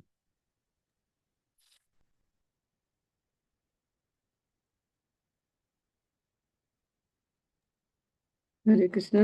तत्पश्चात सबों ने, वृष्णि तथा भोज वंशियों ने ब्राह्मणों की अनुमति से प्रसाद का उच्छिष्ट खाया और चावल का बनी मदिरा भी पी। पीने से वे सभी संज्ञा शून्य हो गए और ज्ञान से रहित होकर एक दूसरों को वे मर्म भेदी कर्कश वचन कहने लगे। तात्पर्य, उत्सव में जब ब्राह्मणों तथा वैष्णवों को भली भांति भोजन कराया जाता है तो अतिथियों द्वारा अनुमति दिए जाने पर अतिथि भोजन का उच्छिष्ट खाता है। अतः वृष्णि तथा भोज विष्णु वंशियों ने ब्राह्मणों से औपचारिक अनुमति ली और तब तैयार किया हुआ भोज्य पदार्थ खाया। क्षत्रियों को कतिपय अवसरों पर मदिरा पीने की छूट है, अतः उन सबों ने चावल से बनी हल्की मदिरा का पान किया। ऐसे मदिरा पान से वे इतना संज्ञा सुने तथा मूर्छित हो उठे कि वह पारस्परिक संबंधों को भूल गए और ऐसे कटु वचनों का प्रयोग करने लगे जो आपस में एक दूसरे के हृदय को आहत करने लगे थे। मदिरा पान इतना हानिकारक है कि कोई अत्यंत सुसंस्कृत संस्कृत परिवार भी नशे से प्रभावित हो जाता है और नशे की अवस्था में अपने आप को भूल सकता है। कृष्णी तथा भोजवंशियों ने इस तरह अपने आप को भूल जाने की आशा नहीं की जाती थी, किंतु परमेश्वर की इच्छा से ऐसा हुआ और वे एक दूसरे के प्रति कटु बन गए। हरे कृष्ण। है ना वहाँ? तो कुछ स्पेशल ओकेशंस होते हैं जब क्षत्रियों को मदिरा पान करने को मिलता है। जैसे कभी कभी वो क्या कर सकते हैं, कभी कभी मांस खा सकते हैं, मीट ईटिंग कर सकते हैं। कब कर सकते हैं? जब वो वन में आखेट करने के लिए जाते हैं, वहां पे जो हिंसक पशु हैं उनका वध करते हैं, उनको वो लेके आते हैं, उनको फिर यज्ञ में अर्पित किया जाता है। हम्म। और यज्ञ में अर्पित करने के बाद उन पशुओं को भी एक नया शरीर प्राप्त होता है यज्ञ से, और फिर उनका जो मांस है उसको वो लोग ग्रहण करते हैं। तो उससे पशुओं को भी कोई हानि नहीं होती है, क्षत्रियों की प्रैक्टिस भी हो जाती है युद्ध करने की। और क्योंकि वो रजोगुणी हैं, उनकी जो बहुत इच्छाएं हैं वो भी पूरी हो जाती हैं, और साथ में सबको आध्यात्मिक लाभ भी मिलता है, आध्यात्मिक प्रगति सबकी होती है। तो ये सिस्टम बनाया गया था। उसी तरह से कभी कभी वो मदिरा पान भी कर सकते हैं। तो जब यज्ञ होता है, देवताओं को बुलाया जाता है, देवताओं को सोमरस पिलाया जाता है, या फिर पिंडदान इत्यादि होता है तो पितरों को सोमरस पिलाया जाता है। और सोमरस का जो बचा हुआ पोर्शन है वो फिर ये क्षत्रिय लोग ग्रहण कर सकते हैं। तो उस तरह से ये सारे यदुवंशी आ, ब्राह्मणों से या फिर भगवान से परमिशन लेके मदिरापान करते हैं। और उस मदिरापान के समय वो भूल जाते हैं कि एक दूसरे के साथ उनके क्या संबंध थे।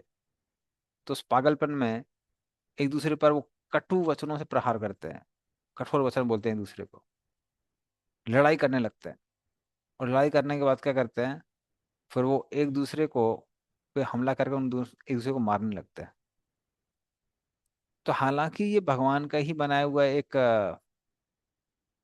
प्लान था, या योजना थी जिसके अंतर्गत काम हो रहा था, किंतु एक शिक्षा भी देता है। शिक्षा ये देता है कि कितना भी सत्वगुणी व्यक्ति क्यों ना हो, अगर वो मदिरा पान करेगा तो उसके प्रभाव से कभी कभी वो बहुत गलत काम कर सकता है, अवांछित कार्य कर सकता है। इसलिए नशीले पदार्थों से हमेशा दूर रहना चाहिए। हम्म, तो वो सिखाने के लिए भी भगवान ये लीला करते हैं। हालांकि ब्राह्मणों से आज्ञा प्राप्त की थी उन्होंने, वो पिंडदान करने के बाद में जो प्रसाद निकला हुआ था उसको ही ग्रहण कर रहे थे, फिर भी इन चीजों का प्रभाव पड़ता है। जैसे जो हम लोग प्रसाद ग्रहण करते हैं, प्रसाद दिव्य है, उसमें कृष्ण का अधरामृत है, सब सत्य है, किंतु उसके जो इंग्रेडिएंट्स हैं, इंग्रेडिएंट्स का प्रभाव भी भौतिक शरीर में पड़ता है, पड़ता है। इसलिए भक्तिविनोद ठाकुर गृहस्थ भक्तों के लिए रेकमेंड करते हैं, वैसे ब्रह्मचारियों के लिए भी नहीं, मात्र गृहस्थों के लिए नहीं है, कि अगर कोई भक्ति में प्रगति करना चाहता है तो उसको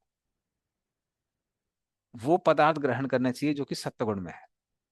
हालांकि सब कुछ प्रसाद ही है, फिर भी इंग्रेडिएंट्स अगर सत्वगुण में होंगे तो वो शरीर को और मन को सत्वगुण में लेके आएंगे, और सत्वगुण में भक्ति करना आसान होता है।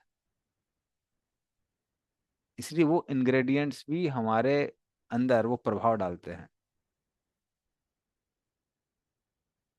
जैसे कुछ प्रभुपाद डिसाइपल्स जो बहुत सीनियर डिवोटीज हैं, कभी कभी वो क्लास अटेंड करने आ जाते हैं जब हम महापुरुष में क्लास देते हैं। तो वो लोग कई लोगों ने एक्सप्रेस किया ये चीज, कि जो प्रभुपाद डिसाइपल्स थे, बहुत सारे लोगों को बाद में, खासकर लेटर एजेस में, कई लोगों को शारीरिक तकलीफें थी।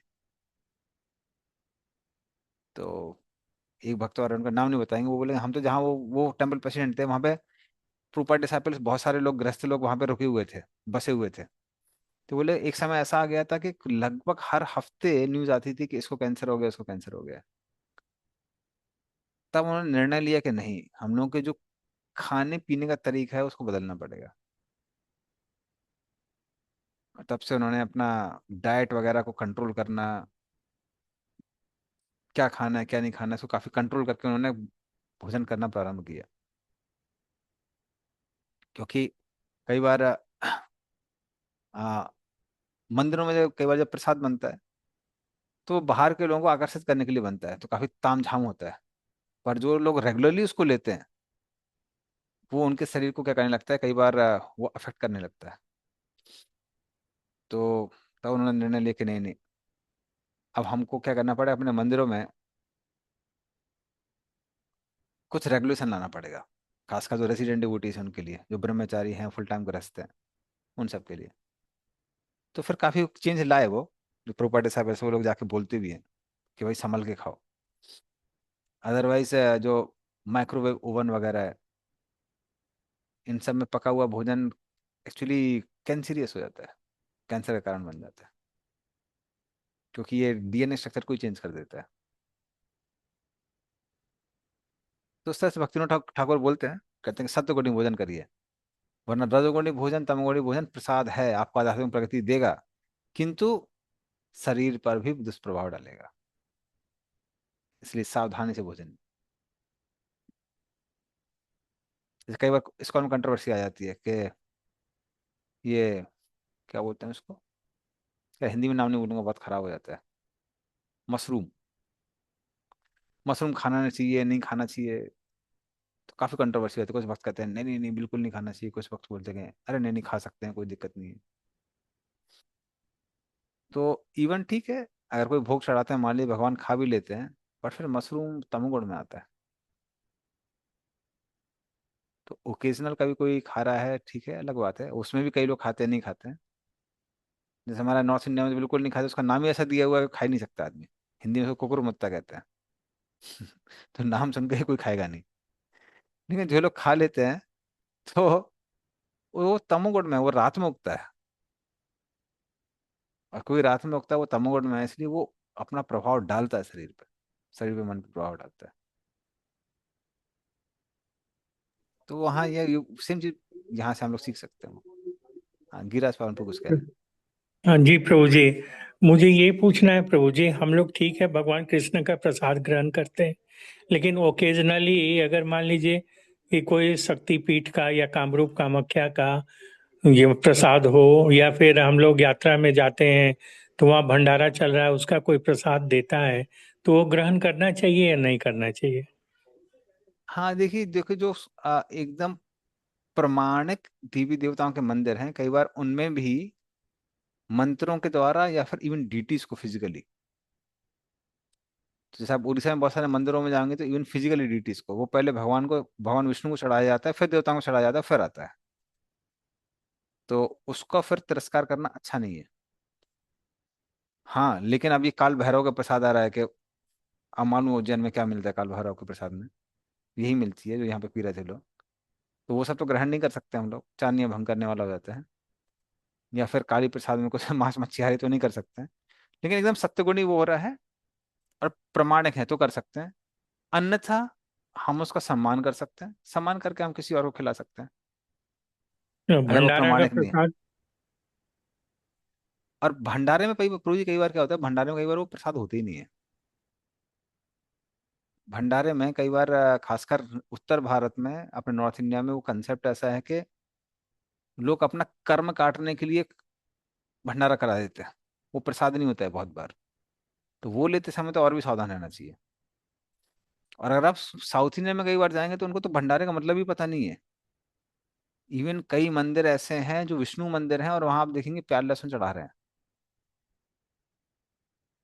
अब मैं नाम नहीं बोलूंगा, एक बहुत प्रसिद्ध मंदिर है भारत का, वहां वो लोग भंडारे में प्याज लहसुन दे रहे थे। फिर जयप्रताप का महाराज ने उनको लेटर लिखा और बोले कि अरे आपको पता नहीं है भगवान विष्णु क्या ग्रहण करते हैं, आप भंडारे में उनको यहाँ पे प्याज लहसुन चढ़ा रहे हैं, वो भगवान ग्रहण करते ही नहीं है। तब जाके उनको होश आया, उन्होंने ठीक किया। पर केरला में जब मैं गया था यात्रा में, तो वहां पे मैं सोचा ना, अगर महाप्रसाद लगा है भगवान का, जाके लेते हैं।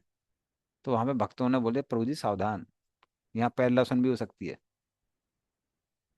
क्योंकि यहाँ पे लोगों को कंसेप्ट नहीं है कि क्या भगवान को भोग चढ़ाना है नहीं चढ़ाना है। तो कई बार ऐसे मंदिर क्या हो जाता है कि वो गवर्नमेंट के अंडर चले जाते हैं, और जो वहां पे सेवा करने वाले हैं वो लोग ट्रेंड लोग नहीं होते। तो जो रामानुज संप्रदाय के अंदर अच्छे अच्छे ट्रेंड लोग हैं वो ठीक है, वहां प्रसाद ग्रहण करने में कोई दिक्कत नहीं है। पर बहुत सारे मंदिर जहाँ ट्रेंड नहीं है लोग, और नॉर्मल भंडारा तो भूल ही जाइए। नॉर्मल भंडारे में तो कई बार वो कुछ भी खिला देता है। तो तो वो सावधान रहना चाहिए। मेन चीज़ है, अगर बोनाफाइड है, भगवान विष्णु को चढ़ाया हुआ है, तो फिर दिक्कत नहीं है। जैसे अगर हम लोग देवी देवताओं की बात करेंगे, तो अब पुरी में भी मंदिर में जो प्रसाद आता है, उधर आनंद बाजार में, तो जगन्नाथ भगवान को चढ़ाने के बाद वो विमला देवी के पास जाता है, फिर हमारे पास आता है। तो उससे आप देखेंगे तो बोलेंगे ये भी देवताओं का प्रसाद है। पर वो पहले किसको चढ़ा? जगन्नाथ को चढ़ा है। तो उसी तरह से जो ट्रेडिशनल लोग होते हैं, वो मंत्रों के माध्यम से पहले भगवान विष्णु को चढ़ाते हैं, फिर देवताओं को चढ़ाते हैं, और फिर वो हमारे पास आता है। तो ऐसे ट्रेडिशनल जो स्ट्रॉन्ग टेम्पल जहाँ पे प्रोसीजर ठीक से फॉलो हो रहे हैं, वहाँ प्रसाद ग्रहण करने में कोई दिक्कत नहीं है, वो विष्णु का ही प्रसाद है। क्योंकि वहाँ पे लोगों को पता है कि जो देवता हैं वो भी विष्णु भक्त है, और वो उस प्रसाद को ही ग्रहण करते हैं, तो वो उनको चढ़ाते हैं। पर जहाँ पर पंडा वगैरह जो है वहाँ वो ट्रेंड नहीं है, वो लोग तो फिर वही मैंने बताया, तो कुछ भी चढ़ा देते हैं। तो वो खाने से पहले सावधान रहना चाहिए। क्या कर सकते हैं? उसका सम्मान कर सकते हैं, सम्मान नहीं करना चाहिए, लेकिन ग्रहण नहीं करना चाहिए। ठीक है, गिराज पांडु। और शिव जी का प्रसाद? सेम चीज हम बता रहे हैं, शिव जी का भी प्रसाद में कहाँ से चढ़ रहा है, कितना वो बोनाफाइड है, क्या कैसा, वो डिपेंड करता है। अदरवाइज आपको भी पता है, शिव जी के प्रसाद के नाम पे बहुत लोग भांग भी खिलाते हैं। आप सोचेंगे दूध है, एक गिलास दूध पी लेते हैं, फिर दूध पी के चक्कर आने लगेगा, पता चला दूध नहीं है, वो भांग है। जी तो प्रभु जी। तो वो कुछ गारंटी जी रहती नहीं है। जी। तो इसलिए जहाँ का भी थैंक यू प्रसाद है। प्रभु जी। थैंक यू, थैंक यू, अरे वाह। एनीवे, ग्रस्त लोगों के साथ ये विडम्बना आती रहती है, तो मैं भी ये ध्यान देता हूँ। एकदम बोनाफाइड है तो ठीक है, बोनाफाइड नहीं है तो फिर सम्मान करके, हाँ भाई ठीक, किसी और को खिला दिया वो ठीक। ठीक है, उड़ीसा में आप जाएंगे, उड़ीसा में मैंने ये कल्चर देखा हुआ है। अगर इवन आप अगर जगन्नाथ प्रसाद कहीं लेके जाते हैं देवी देवताओं के मंदिर में, उड़ीसा में जो ट्रेडिशनल पुराने टेम्पल्स हैं, वो लोग बहुत खुश हो जाते हैं।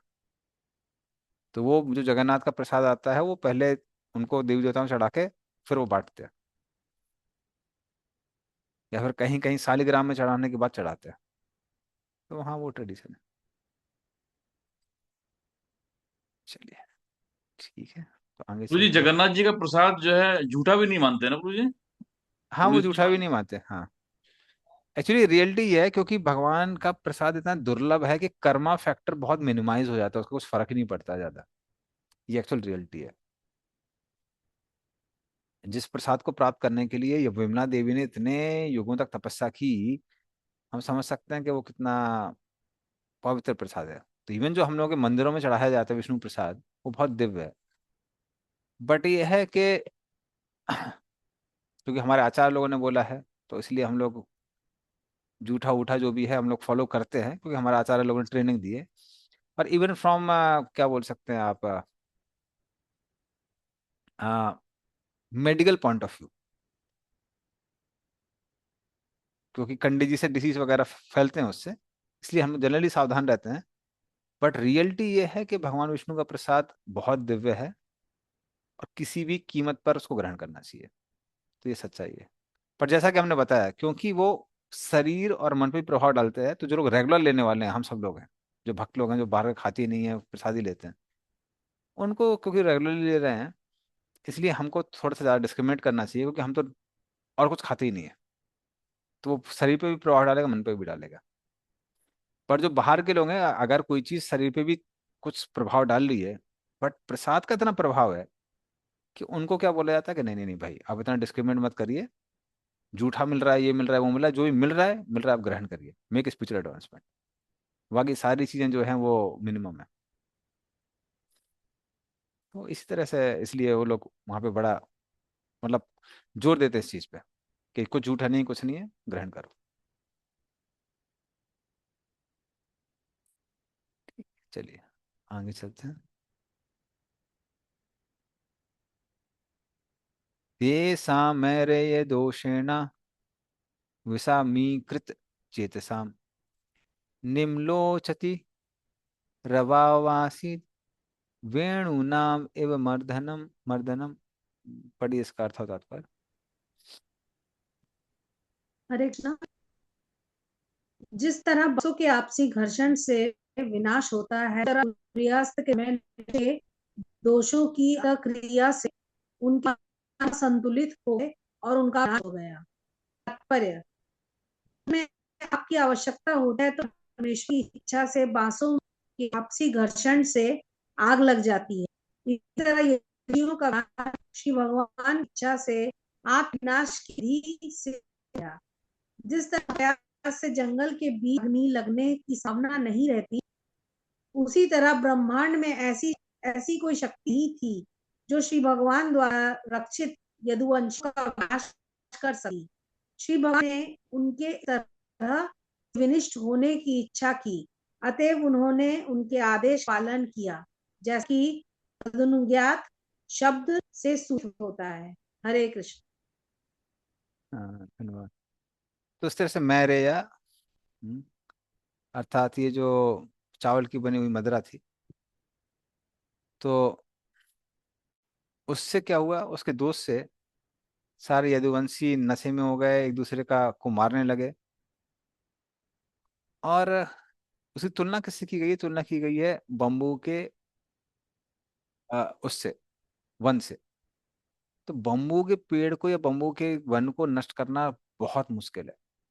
बम्बू जितना दिखता है उससे ज्यादा अंदर होता है, उखाड़ना बहुत मुश्किल है।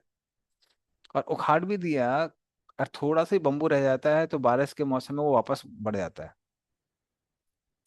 तो इस तरह से बम्बू को खत्म करना बहुत मुश्किल है। उसी तरह से यदुवंशियों का नाश करना इस पूरे पृथ्वी में या फिर पूरे ब्रह्मांड में किसी के लिए संभव नहीं था, क्योंकि बहुत शक्तिशाली थे यदुवंशी। तो वो भी उसी बम्बू की तरह थे। लेकिन बम्बू के पेड़ में के खेत में क्या होता है या फिर वन में क्या होता है, उसमें कभी घर्षण होता है वायु के कारण, वो एक दूसरे से टकराते हैं और फिर अग्नि उत्पन्न होती है जो कि बम्बू के पूरे वन को या जंगल को नष्ट कर देती है। उसी तरह से ये आपस में ही एक दूसरे से युद्ध करके उन्होंने एक दूसरे सबको शरीर से मुक्त कर दिया, सारे यदुवंशियों ने। तो इस तरह से उनको मुक्त किया। फिर आप लोगों के प्रश्न के उसमें एकदम एक और मेरे पास दिमाग में एग्जाम्पल आया था। हालांकि प्रभुपाद एक्सट्रीम एग्जाम्पल देते हैं। प्रभुपाद जो ये आ, भरत महाराज का एपिसोड है 5वें स्कंद में, उसमें बताते हैं कि कैसे डाकू लोग सबके सब जाके नरम बलि चढ़ाते हैं और भरत महाराज को पकड़ के लेके जाते हैं। वहां प्रभुपाद लिखते हैं कि कई बार लोग क्या करते हैं, काली के सामने किसी जानवर को ले जाते हैं और पशु बलि चढ़ाते हैं। तो प्रभुपाद लिखते हैं और वो लोग सोचते हैं कि हम काली प्रसाद खा रहे हैं। तो कहने लगे कि माता जो काली हैं वो शिव जी की पत्नी है, और शिव जी कौन है? वैष्णव नाम यथा शंभु। तो वो वही ग्रहण करते हैं जो विष्णु प्रसाद है, और पत्नी भी वही ग्रहण करती है जो पति ग्रहण करता है। तो विष्णु प्रसाद खाती हैं लेकिन ये सब नहीं खाती हैं। पशु बलि का रक्त है ये सब नहीं पीते हैं वो राक्षस को मारने के लिए, जो रक्त बीज को मारने के लिए जो पिया था वो बात अलग है। इसलिए जो लोग सोचते हैं हम काली प्रसाद खा रहे हैं, वो काली प्रसाद नहीं खाते हैं। काली ये सारी चीजें हैं, उनकी जो संगनी है भूतनी पिशाचनी डाकनी इन सबको बांट देते हैं।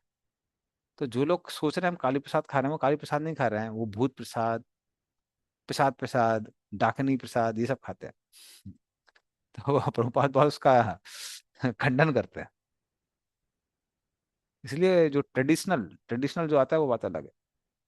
अदरवाइज ये सब चीजें प्रभुपाद कहते हैं ग्रहण नहीं करना चाहिए। तो सेम लाइन में। प्रभु जी आजकल तो बहुत कम हो गया है। पहले प्रभु जी हम लोग बचपन में देखते थे, बहुत ज्यादा होता था ये। हम्म लिटरली बंगाली लोगों में तो दुर्गा पूजा के बाद जो काली पूजा हुआ करता था, हम्म। तो उसमें तो इस प्रकार से बकरे की बलि देकर फिर उसको पकाया जाता था और सबको बांटा जाता था और खूब चलता था ये सब। हम्म। अभी पिछले कुछ सालों से बंद हो गया है। हाँ, पिछले कुछ सालों से क्या होगा, मेंटलिज्म इतना बढ़ गया है कि लोग बोलते हैं कि वो काली को भी चढ़ाने की जरूरत नहीं है, बिना काली को चढ़ाई खा लेंगे।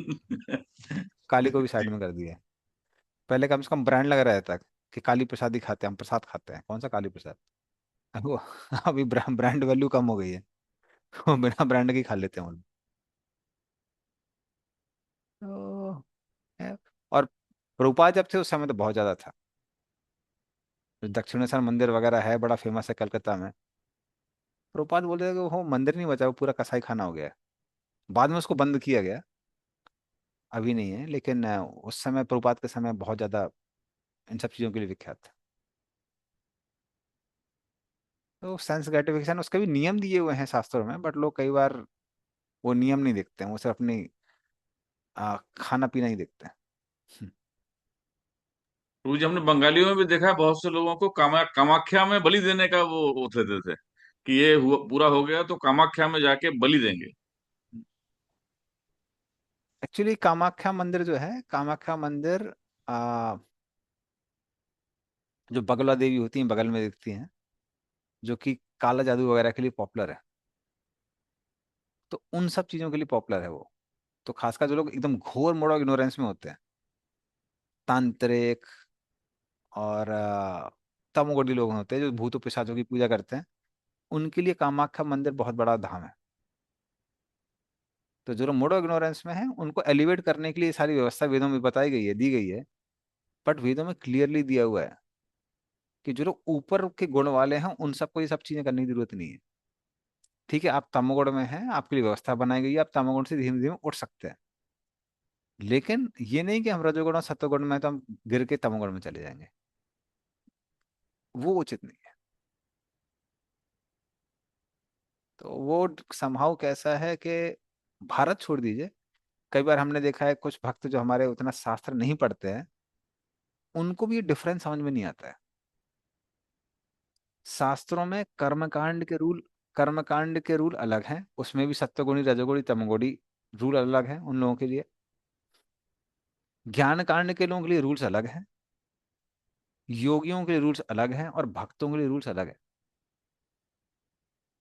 भक्ति विनोद ठाकुर बताते हैं साधारण लोगों के लिए रूल क्या है, कि जो शास्त्रों में दिया है वो पुण्य है, और जो शास्त्रों में मतलब वर्णाश्रम धर्म, वर्णाश्रम धर्म के विरुद्ध जो काम किया जाता है वो पाप है। वो साधारण लोगों के लिए। जो ज्ञान योगी होते हैं उनके लिए क्या है, इंद्रिय तृप्ति पाप है और विरक्ति पुण्य है। ये ज्ञान योगियों के लिए। और जो भक्तों के लिए है, जो भक्ति के अनुकूल है वो पुण्य है, और जो भक्ति के विपरीत है वो पाप है। तो ये डिस्क्रिमिनेशन होना चाहिए, ये नहीं कि सब कुछ आके मिक्स कर दिया। तो वो जो सब मिक्स कर देते हैं फिर वो गड़बड़ हो जाता है। तो भक्तों के लिए सबसे मेन यही है, अनुकूल संकल्पा प्रतिकूल से वर्जनम। तो ये भक्तों के लिए ठीक है। तो हम लोग कंटिन्यू करेंगे। तो इस तरह से अभी ये एंड हो गया है कि कैसे सारे यदुवंशी मौसल लीला के द्वारा अपने अपने धाम चले जाते हैं। यदुवंशी हैं जो भगवान के नित्य पार्षद हैं, वो सब अपकड़ लीला में चले जाते हैं, देवता के पोषण देवलोक में चले जाते हैं। अब कृष्ण क्या करते हैं वो हम लोग तीसरे नंबर श्लोक से सुनेंगे। तो वो नेक्स्ट क्लास में डिस्कस करेंगे। नंदरा श्रीमद् भागवतम की जय, श्री जय। प्रभुपाद की जय। वांछा कल्पतरुभ्यश्च कृपा सिंधुभ्यश्च पतितानां पावनेभ्यश्च नमः। श्री गोपाल